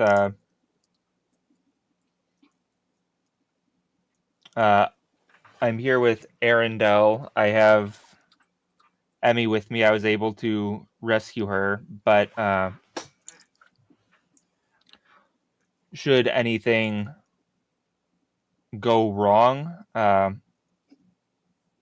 I want you to have chain of custody with what happens with her." Okay. It's probably not super difficult to do that. There's several soldiers running around outside. You could find somebody and, like, said, actually, no, I can do better than that. The Yihome, you go out the door and it kind of just, like, looks at you and cocks its head. You you use the powers that you were able to use to relay this message, and it kind of just takes Yeah. off in the direction of Mustafa's tent. There's one other thing he wants to throw in there. It's that because this is a sort of a private mind link thing. He does not fully trust the alchemist, but he is staying there so that he can learn more information about the Void Weaver and what why it might be coming after her. Okay. Fair enough. And now another powerful NPC knows you're being chased by a great old one, but he's lawful good. That should be fun. Okay. If nothing else happens today, if there's nothing else you want to do today, the day passes pretty uneventful, especially because you're in like the basement of a potion shop, essentially. Yeah. There's like you can hear noises from outside, but you pass the barrier into the downstairs and it's all cut off. Eventually, you do pass out. I will be a merciful GM, and I will say that you arrive in the Dimension of Dreams, but nothing bad happens. No, you are like immediately ambushed. Is there anything you wanted to do there? Is there anything I want to do there?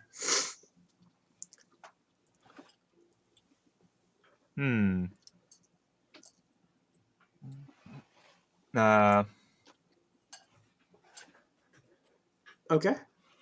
Not really. No. Alrighty, so He just wants to sort of pass the time creating things, playing with them. okay, fair enough.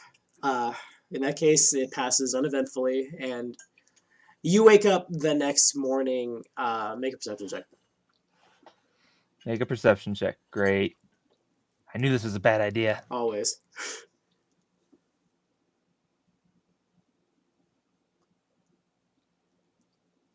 19. All right, you wake up to like the door to the basement has been left like wide open, and so you can hear what's going on upstairs, and you can hear just like you wake up in the middle of not here to fight your fight, Ifrit.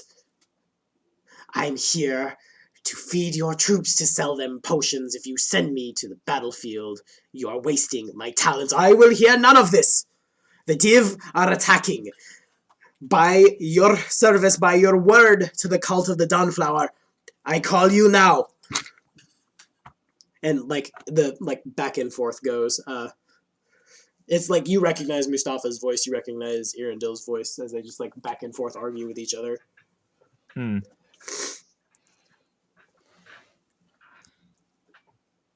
What's going on? The koala has joined you.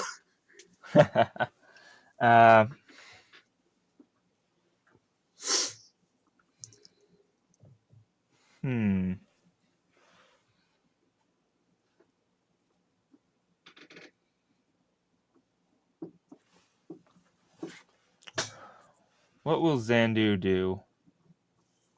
You know, I think that what Zandu's going to do is he's just going to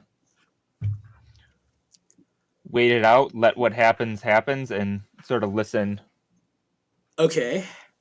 Listen for anything interesting. If he wants to jump in, I'll let you know. All right, fair enough. In that case, the conversation becomes really heated, and over time, Irindil kind of like he doesn't wear down, but he gets really like really defensive, and it's not too terribly long before the conversation turns more to like, I cannot leave, oh great and mighty servant of the Dawnflower, for I have guests, and they require the care and attention that can only be afforded at the Blue Kobold Emporium. I care not what goes on in your slaughterhouse.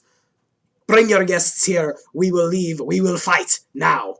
And he kind of like, you can see like a red thigh essentially as he kind of like turns the corner to start coming down the stairs. Irindil like Zandu will start.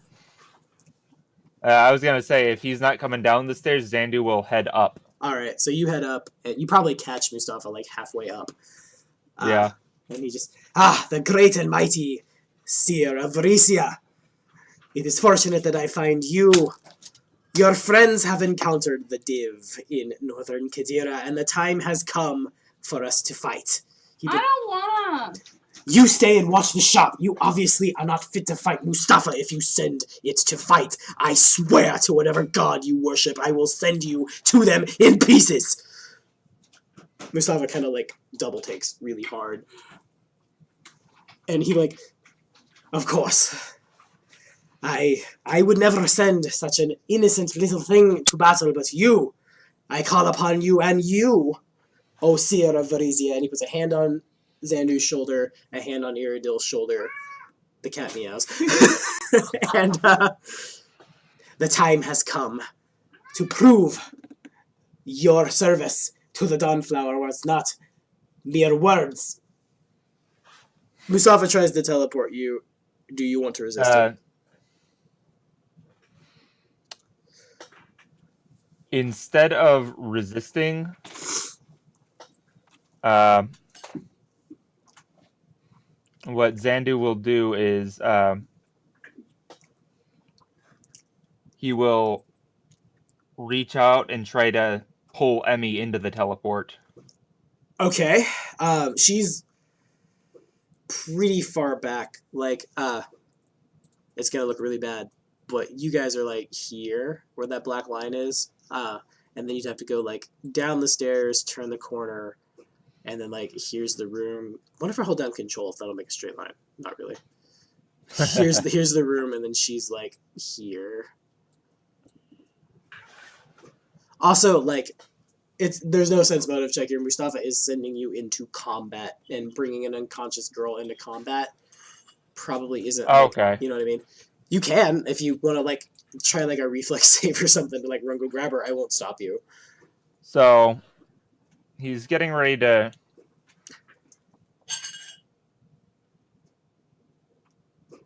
teleport me. Would he be coming with? Is what I want to know. You assume. You more than assume he has to. If he were to cast Gate and push you through it, that's a different story. But like if he's teleporting you, he must go as well. Also, like, he's talking about fighting the Div, and this is kind of what, like, his people live for, pretty much. So, like, yeah, he's going. He's going to be the first one, like, sword drawn, going to town when you guys get there. So, Zandu is,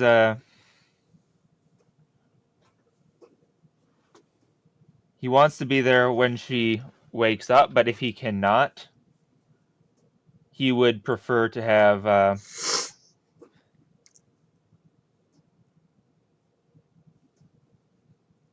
he would prefer to make arrangements for what's going to happen with her first. Okay. So you can definitely try to stop Mustafa from actively teleporting, like, right now if you wanted to. Yeah. Instead of trying to resist, I guess he will try and get Mustafa to hold off 1 second. Okay. So he can communicate. Make some kind of social check. Some kind of social check. It's not trying to intimidate. He's not trying to bluff. It's got to be diplomacy again. It's got to be diplomacy, and here's my will save. Ah! Alright, you have no means of mitigating that, so, like, you try to, like, open your mouth to say something, and, like, the room kind of, like, whites out. The koala has a name, Arendelle, like, you see it kind of, like, climb onto a stool and, like, take up the position of, like, store proprietor, essentially. Bye! I'll take care of Emmy. Bye! You guys end up... here it is. That map is called Random Fort, and that's what we're using for the Battle of Fort Legos. I have you up here. I don't want you up here. I want you, like, down here, I think. Yeah. And we will... The combat's not necessarily starting right this second, but, well, the combat's been going on. You'll see it tomorrow when the session goes live. Where is Mustafa? There is Mustafa. He is large. He appears next to you. Erendil doesn't have a token. Well, I can just put his picture down. That's good enough. He'll get a real token eventually. He appears here. And you should have, like, no line of sight. Yeah, okay. Right, you can Zandu looks at Uh-huh. Mustafa and goes, and what of Emmy, who will take care of her while we are in battle? I will. You're not here now. Well, you Emeritus are here, but you don't have line of sight to him. You guys arrive in like a massive sandstorm. It's almost kind of like hot embers are going across the parts of your skin that aren't covered. It's what Zandu has line of sight to is what Zandu sees through the storm. It's that intense. Gotcha. They're faint, but you can hear the sounds of combat. You can hear something really big, like slamming around, essentially. You probably hear Enterling cry out. He got hit for pretty hard. Yeah, you probably definitely hear that. What can you see? I think you just see, like, Mustafa. You see, no, I did not want that. There you go. You can see, Lucius Raven has kind of just, like, perched where you are and just kind of, like, squawks incessantly, but seems not to care about the heat that much. And that is where we will end it for the evening. Does he not say anything? He just kind of like he draws his sword like as soon as he appears, and it's just a hilt. The blade part is broken, but as he draws it, like almost like lightsaber style, the thing like flame-ons up to like it's a scimitar, but it's as long as like say like a falchion. But he seems to have no problem just like spinning it around his body as he like. What is it? The Paladins of Serenity say, "For the sun and the fury," and he like snaps his fingers. A little like streak of light extends from his hand, and you hear the sound of like a fireball going off. And he looks over at you and just, "The girl will be fine. Now, we fight." And He looks. He looks up like at him. He goes.